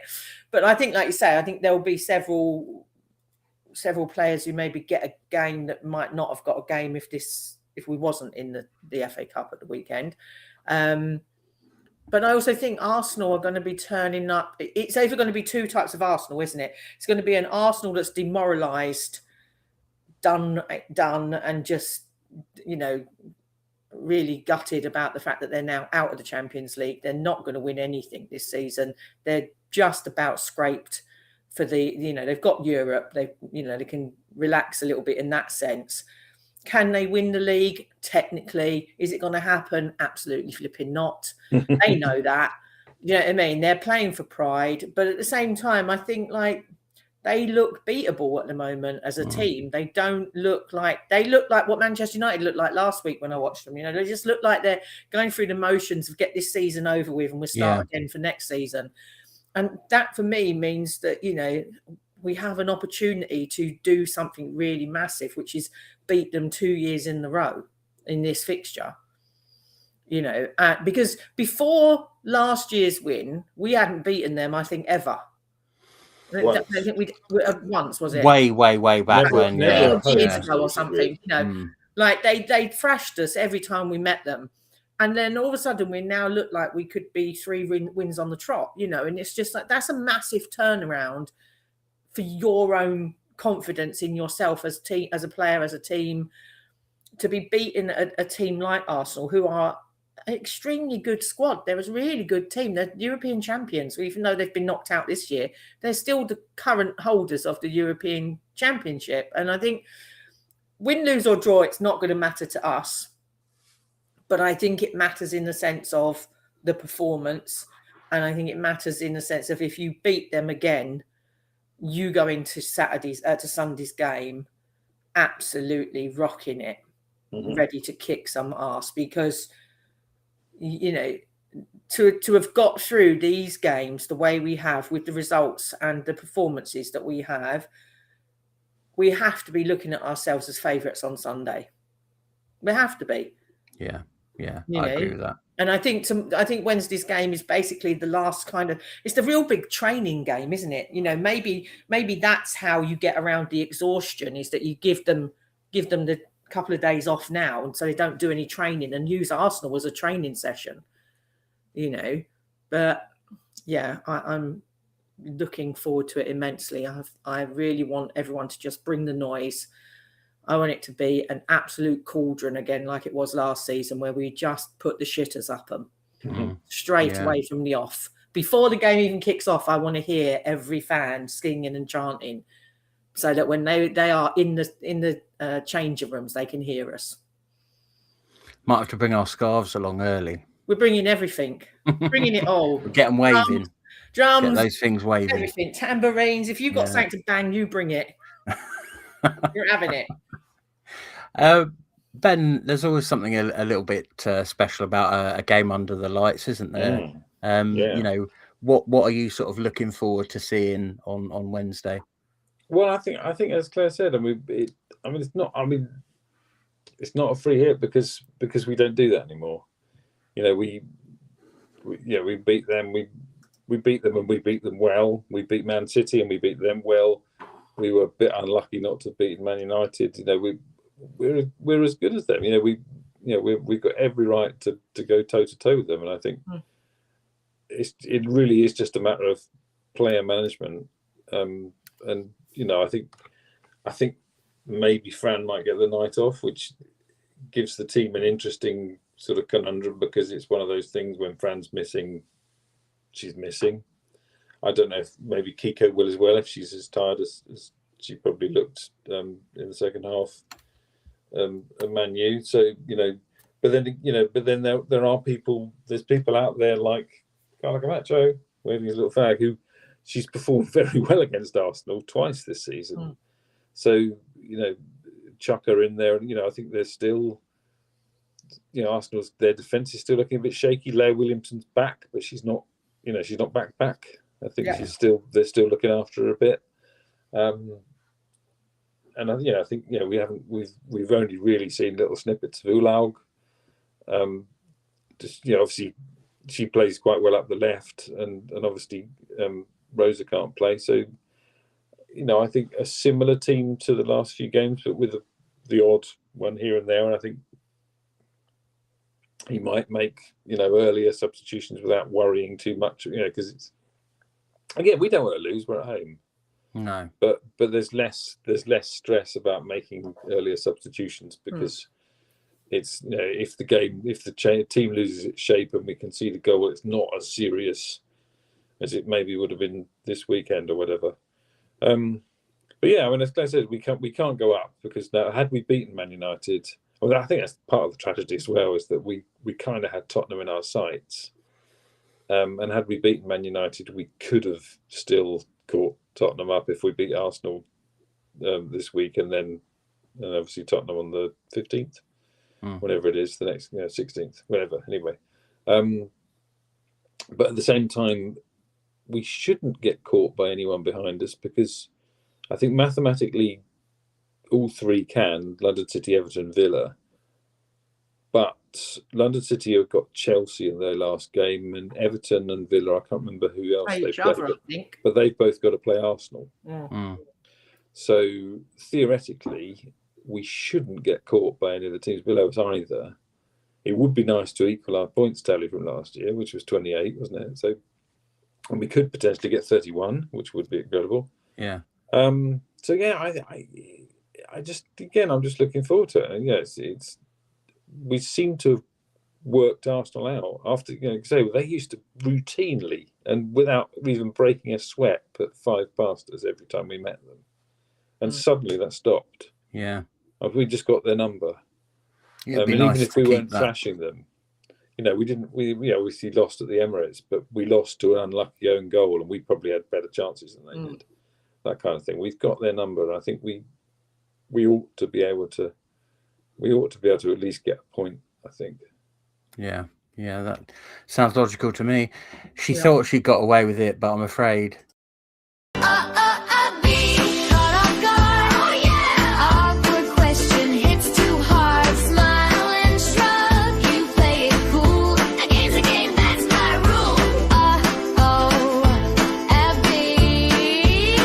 That's your call. Surprised by women's football. I don't really know if this is going to be a tough one or not really. So we'll find out very shortly, I suppose. But Abby, your starting 11 for Wednesday night, please.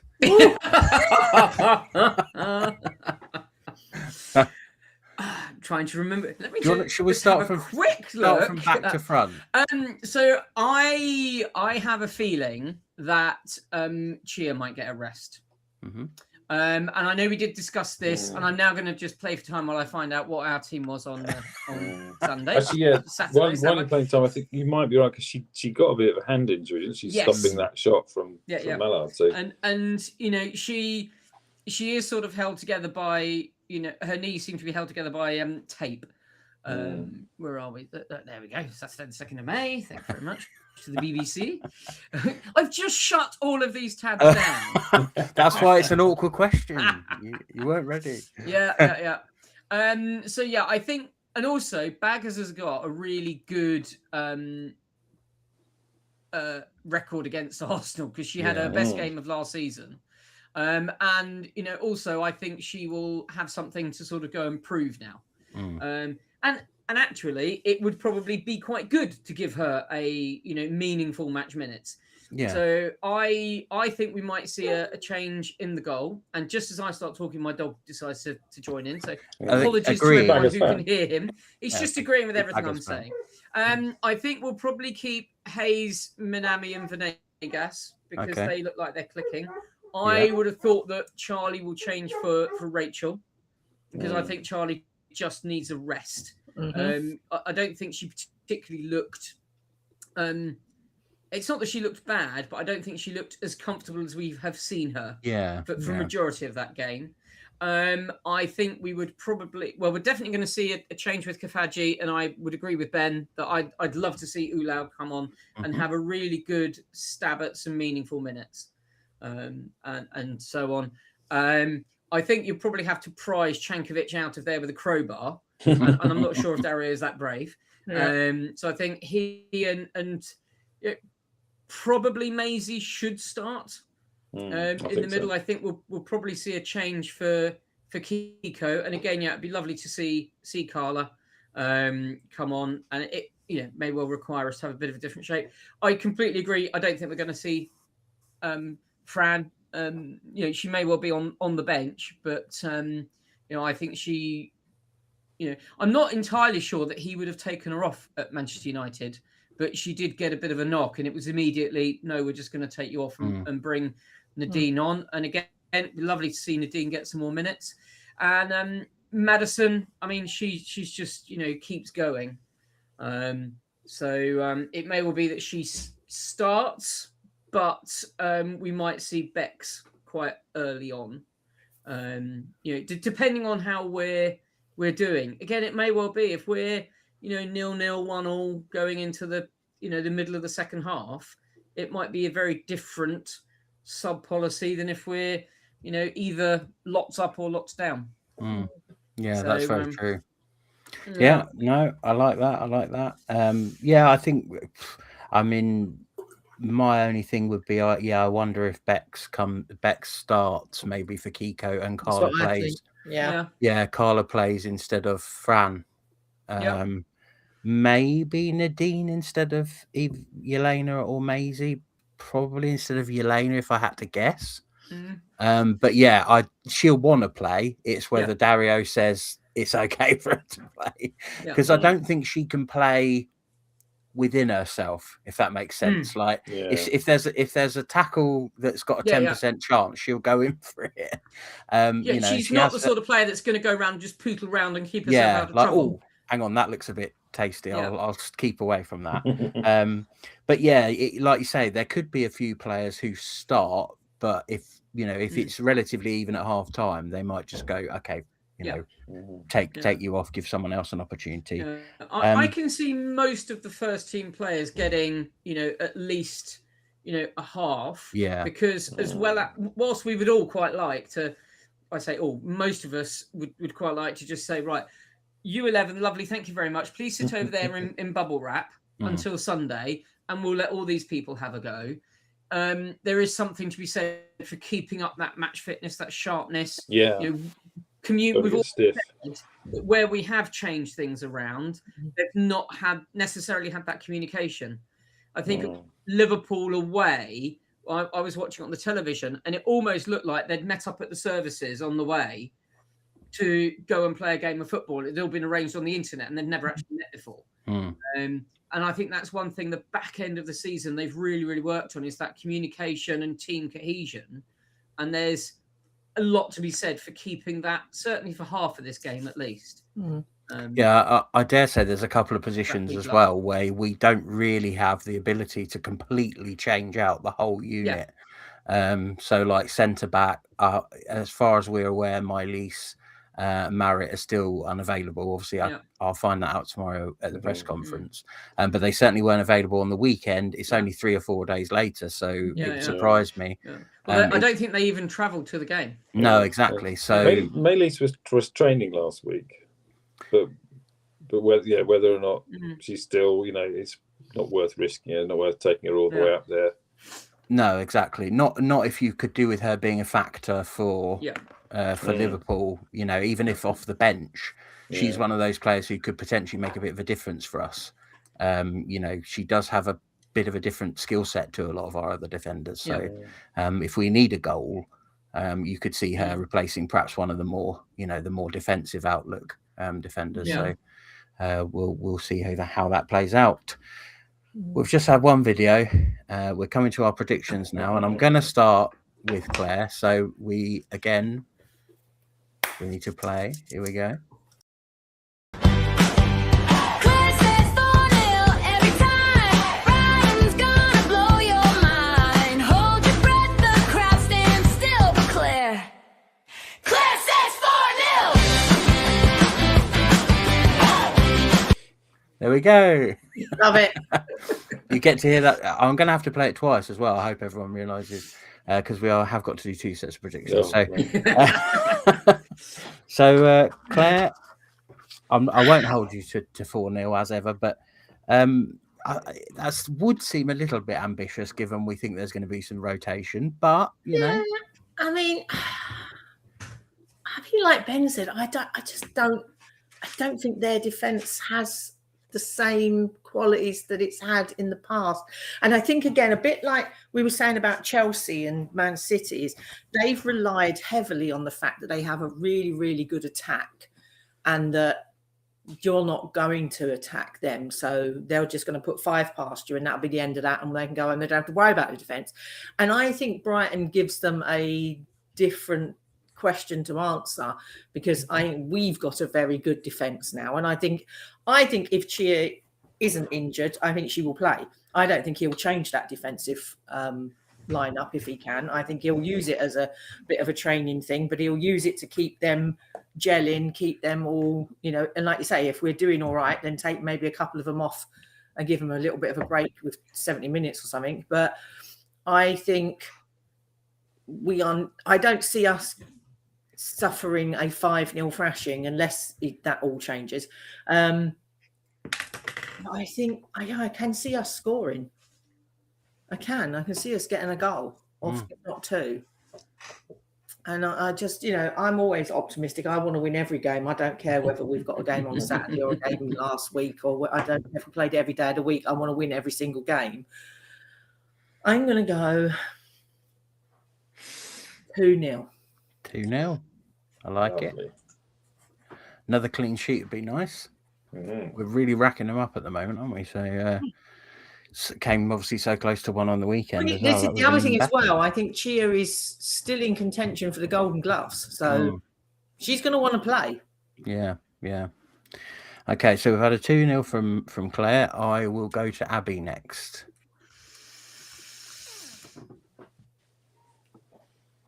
That's the face of someone who thinks... I think we might. I think it might be a draw, and I actually think it will be the same as this weekend. I think it will be 1-0. 1-0. Is that the first time anyone other than me has gone for anything worse than a win? I think so. I think it's the first time I've not gone for a win. Yeah, and Ben and Claire always go for a win, so it's definitely the first time anyone other than myself has gone for a draw. So history being made in the 95th episode. Yes. Ben, you can have a score that has already been taken. It's entirely up to you. Well, I don't. I mean, I like to be an individual. I was actually thinking about 1. I'm going to go 2-1 again because I'm 2-1. I'm quite enjoying my 2-1s, even though I've not been right yet. We won last time. I said 2-1. That's very true. No, I said 2-1 this week, didn't I? I said 2-1 for City and we won, but I said 2-1 this time. It's still a result. We didn't lose, so we didn't lose, and that's all we want. If we don't lose, we can keep it clean. I'd take a 0-0 to be fair. If we can take a clean sheet and Chia gets another clean sheet, she's only one behind Hannah Hampton and Tallis. PTJ. Yeah. Oh, that's a tricky one. I don't think. I was going to say I don't think it'd be high scoring, but then I think I'm going to say 2-2. So I suppose that is quite high scoring. I thought about that. I wonder if it might be a little bit of both teams just going out and just giving it a go. Yeah, exactly. Just both relaxed, or both either relaxed or both a bit nervous because of what's coming up and things like that. It's funny actually, because this is the toughest of their games, I think. Yeah. Because they've got us, and then at the weekend, on Saturday they've got Villa away. Next Wednesday they're at home to Everton, and then on the last day they're away at Liverpool. So theoretically, we're probably the toughest team they've got. So they might look at us and go, well, we'll see what we can get at Brighton, and then we'll kick on for those other ones. You never know. Yeah, it's a hard one to pick, and like I say, I think we kind of weirdly, I think we know where we are as a team, but it's hard to tell where Arsenal are as a team, and that very much could have a big impact on the outcome. So if they sort of go, okay, we're out of the Champions League now, set that aside, we've only got the league to concentrate on, then they could and really maybe put us on it. But also how tired they are. They've played last weekend, they've played midweek, they travelled this weekend and played and lost, and then they're playing midweek. And it's the way they lost as well, I think. Shame we didn't get extra time, though, isn't it? Yeah, they didn't just lose because, Lyon were better than them, or they lost because they weren't there. Yeah. They didn't turn up for a semi-final of a Champions League, and you're like, it kind of says a lot about where your team's at the moment, if that's the case. A bit like they didn't turn up against us, at Boreham Wood. I mean, that's not to take anything away from us. No. But they didn't play anywhere near as well as I think everyone expected. And we took advantage of that, and so we should, and rightfully so. But I think there's something missing there. I don't know what it is, and whether you know, they're going to get like Stanway and stuff in theory on a badge from Barcelona. Whether that is what's needed could be, you know, another Lioness and a World Cup winner that never hurt anyone, did it? You know, so we'll see, I guess. But yeah, I think we're all quite positive about it. If we lose, we lose, but hopefully we go out there and give a good account of ourselves. And if we do that, anything's possible. So, you know, looking forward to it. Speaking of looking forward to games, FA Cup semi-final Sunday in Liverpool, another early start. Yay!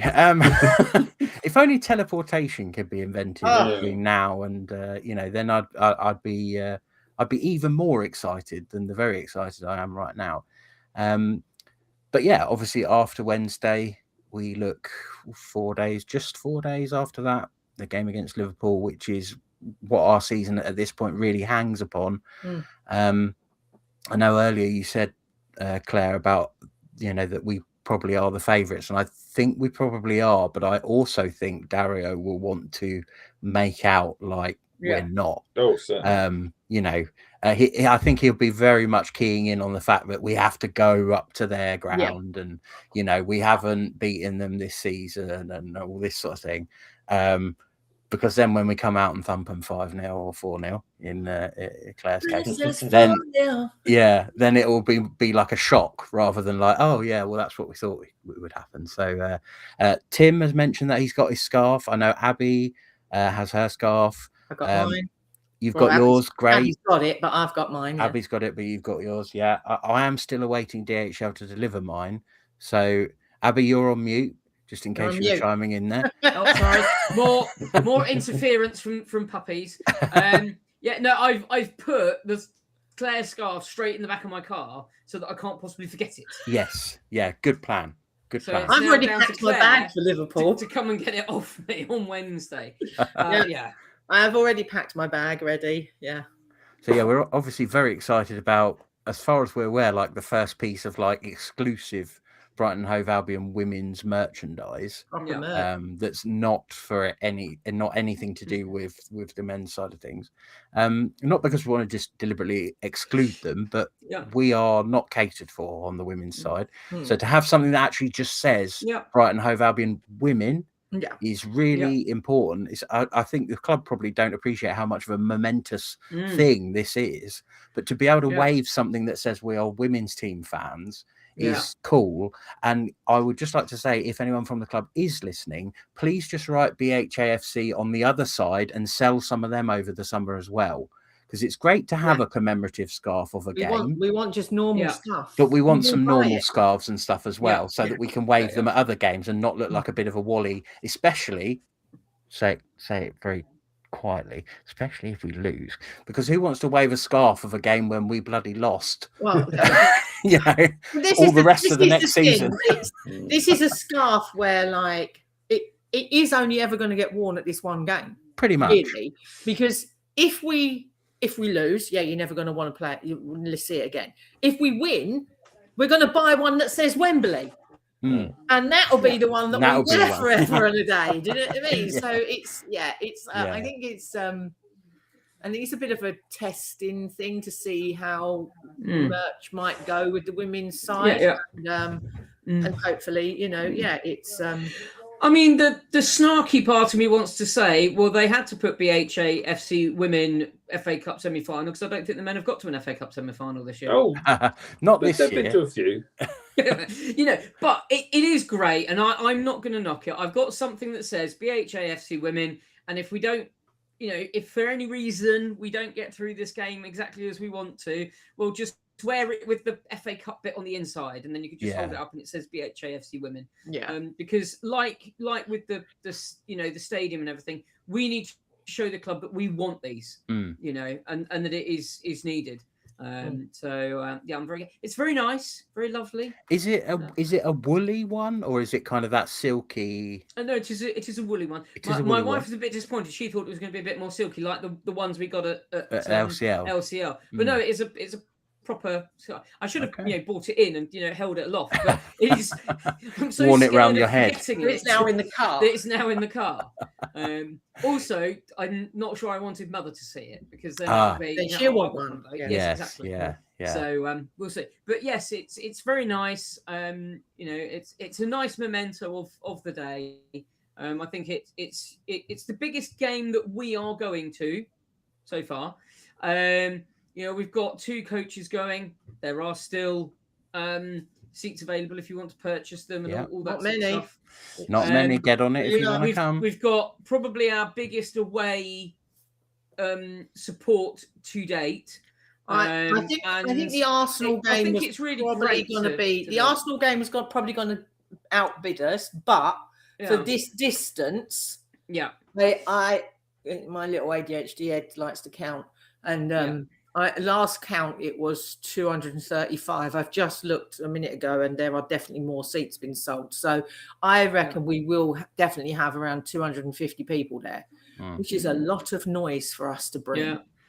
Yeah, I mean we've got our Scottish contingent coming down with a coach all by themselves. Yes. I know there are some players, families who are planning to come along. So it's looking to be, if there is one game to go to, this is it. The one. This is the one. Yeah. Despite the dark o'clock start from the Amex. We've done it before. We'll end up doing it again. I suppose it is what it is, isn't it? Yeah. But there we go. I think if it had been at the Broadfield, then we definitely couldn't have claimed to be the underdogs. So that probably gives us a little bit of leeway on that one. But yeah, just hugely exciting. Could be a momentous occasion. But we're going to go away and we're going to enjoy this game. We know the girls are going to give it their all. And come what may, we're proud of them for getting this far. And if we go further, fantastic. If we don't, it won't be through lack of their effort or anything. I would be slightly contentious and say I think it is a momentous occasion. If you think of how we sort of crashed and burned out of that subway thing, we were looking at we might be at 9th at the end of the season, and we've come out of the cup. It was a bit gloomy, and we are 6th. We're probably going to end up at 6th, and we're in FA Cup semi-final. I will take that any day that if you just said that to me at the beginning of the season, this is on the table. I would have taken that any day of the week. So I'm very much looking for, and I am slightly overexcited because I have been allowed to go. Yes. Originally, I think it was probably just me and Claire for definite. But now all 4 of us. All 4 SheGulls will be there. So we'll need someone else to come on and be a guest, having watched it on the TV and and analysed it from there. So but yeah, I mean, I can't do the jingle now, Claire, because I'm afraid I'm going to have to go in reverse order. But get yourselves prepared for it, obviously. Ben went last, so first for Liverpool. What do you think the result will be on Sunday, Ben? Actually, I'm gonna slightly nudge Claire from behind, if you pardon the expression. I'm going to say 3-0. 3-0. I was going to say 2, but I thought no, because that's going to draw them out, because they're going to have to try and get one back, and we'll hit them. We'll put them them on the to break the sword. With the late one. Right. Okay. So Ben is the 3-0. So Abby, in fact, 3-0. I'm going to go for 2-0. Abby's taking Ben's other consideration. It's 2-0. I like That's it. the half-time score. That'd be nice. Well, it would be Claire's half-time score, wouldn't it? Right. Here we go for the second time this evening.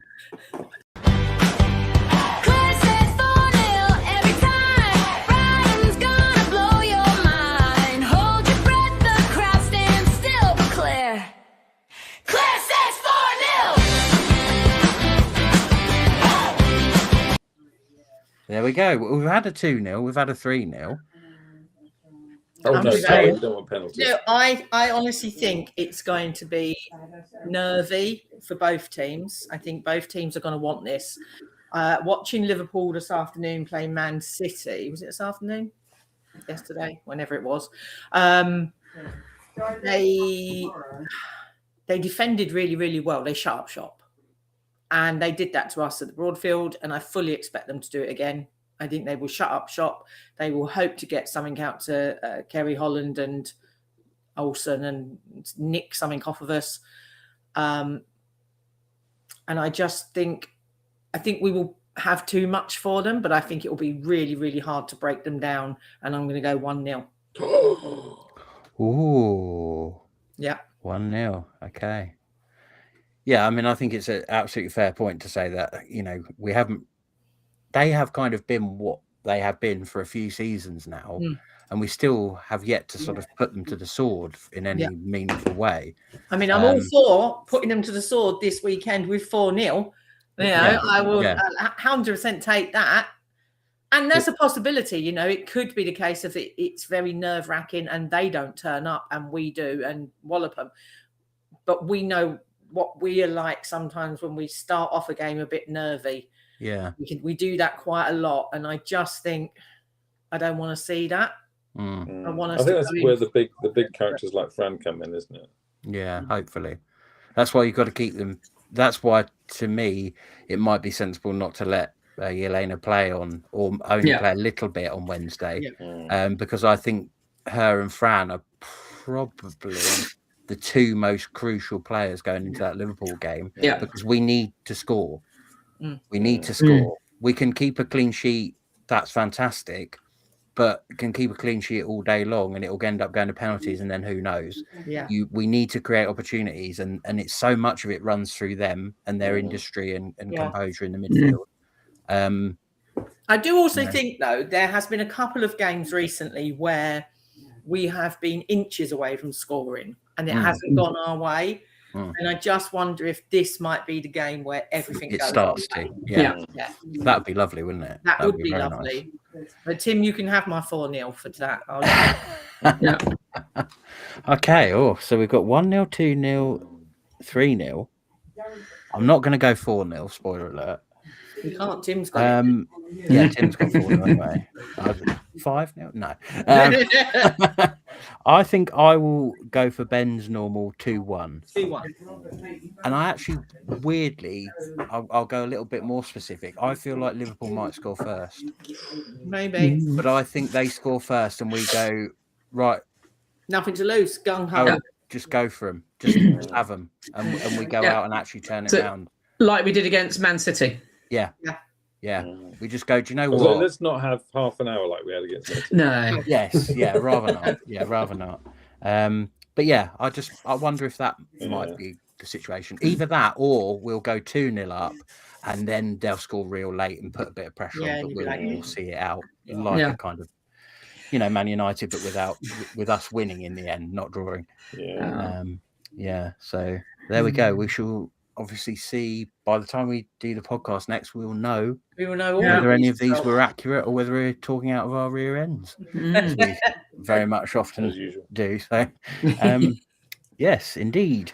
Right, we are just over the 2-hour mark, so I am going. You're not going to get away with it. For a brief roundup of the loan reports, we will go to. Ben on the ball, Ben on the mic, talking women's football every day, every night, from the first big tackle to the last late goal. Ben's got the game, Ben's got the soul. Ben's got his loan report hat on now. He's changed entirely. Yeah, I'll try and make it brief, although there's some quite exciting stuff in there. Although, Libby Bance, again, wasn't in the squad for Birmingham, but I did watch the game, and there she was in the prawn sandwich seats, and she did a John Terry and put a shirt on at the end of the game. Because Birmingham won at Charlton 2-0, which means they are WSL2 champions, which is fantastic. Obviously, that's great for Libby.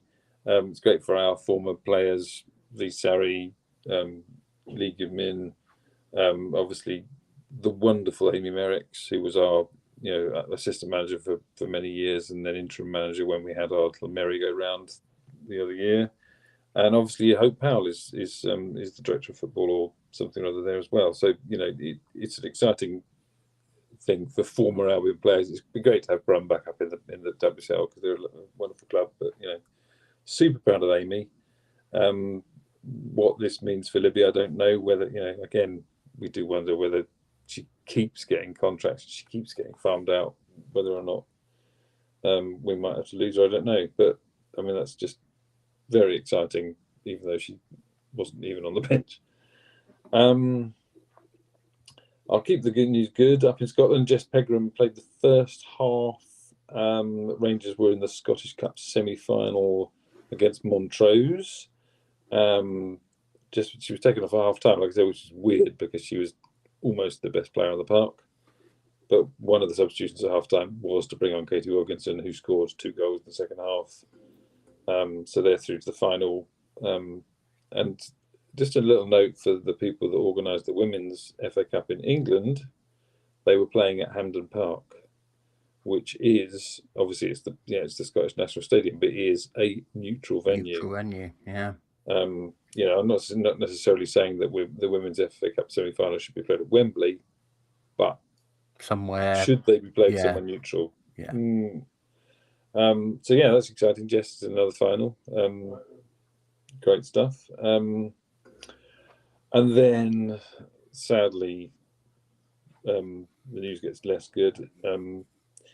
Evie Milner she played most of Pompey's game away at Palace, where they got beaten 6-1.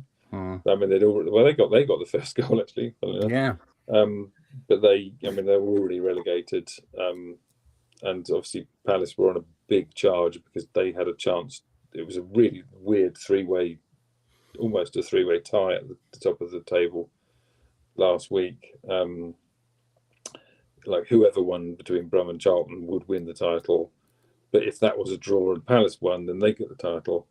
But whatever happened, if Palace won, then they were going up, and so Palace obviously did win, and win handsomely. So Palace have gone up. Palace are coming up to the WSL next year again. And so Charlton are in third in that playoff spot where they'll play against Leicester. I think possibly the weekend after the WSL finishes, so that'd be like the sort of 23rd of May or something. It's weird as well. I think the fact that they put 6 past Pompey as well meant that Palace got a little bit closer to, because Brum only ended up winning on goal difference. So they might have gone for champions, but they didn't.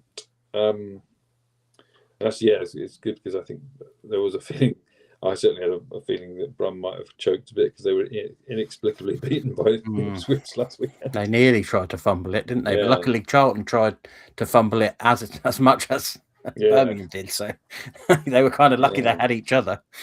And actually, the form that Charlton have had recently, you wouldn't bet against Leicester now. Actually, I think I wasn't particularly confident for them, but Charlton have been, they've not won many for a while now. Yeah. But anyway, they're not our players, so whatever. I'm just going to nip over to Scandinavia now.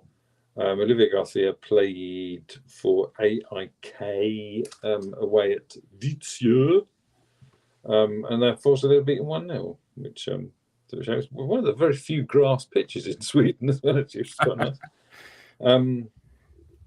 And on the other side of Stockholm, although this is away at Gothenburg, unfortunately, Melina Lurk played as Hammarby were beaten 3-2 in the second leg of the Europa Cup final.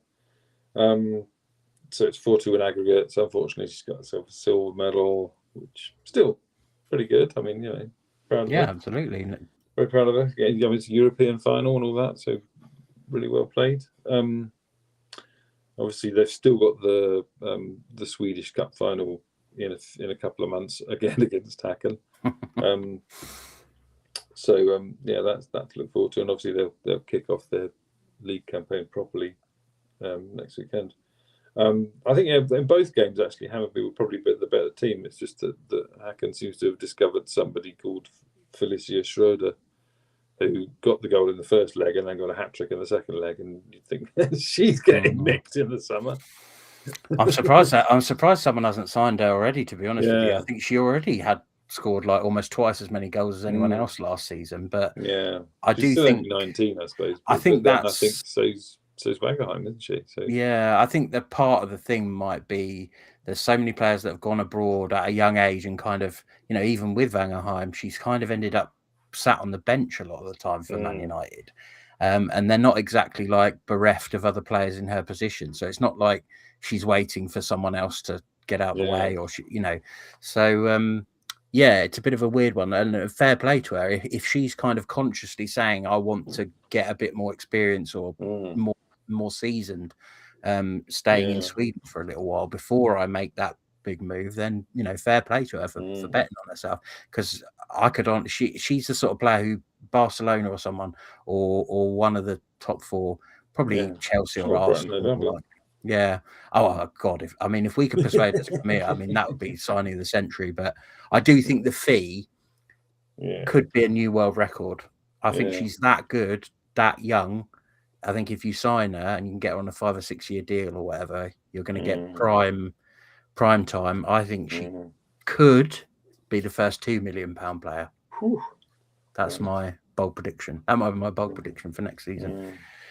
But again, last but not least, although sadly, Olivia Johnson again wasn't in the Forest squad, so I don't know, what's going on there. Bit of a mystery, that one, isn't it? Yeah. So I think that's all of them.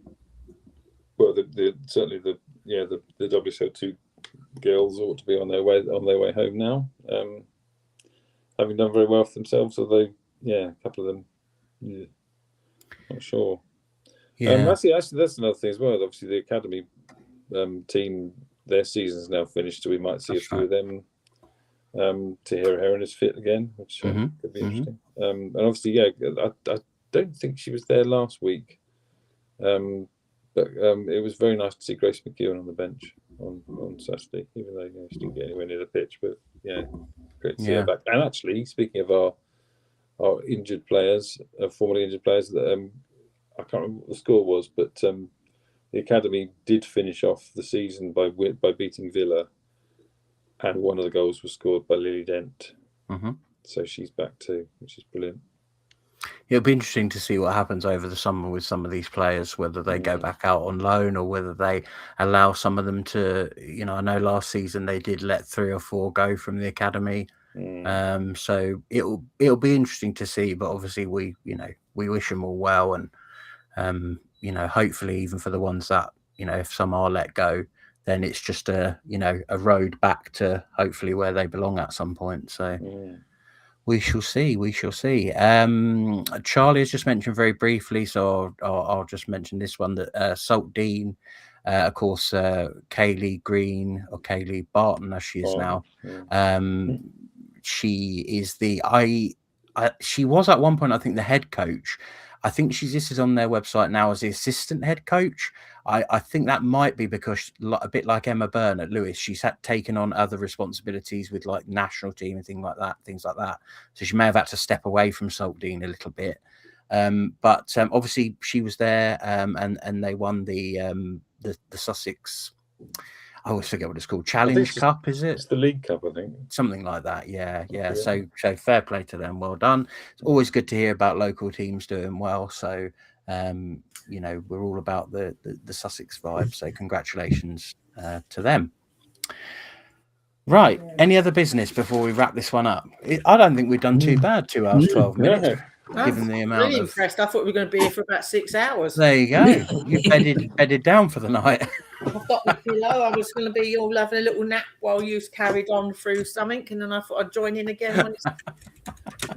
And there we go. So that's going to round off this week's show. Remember, you can find us at SheGulls on X or Twitter, and of course Instagram, run by a friend of the podcast, Steve Gibbs. You can obviously find us at SheGulls.com, where there are match reports for every single WSL game. Just to remind people, generally speaking, don't do them for the cup games, but I probably will do one for Liverpool, even if it's just an abbreviated version of sort of my thoughts on how the game went. Hopefully my main thought is how do I book the travel to Wembley? But that remains to be seen.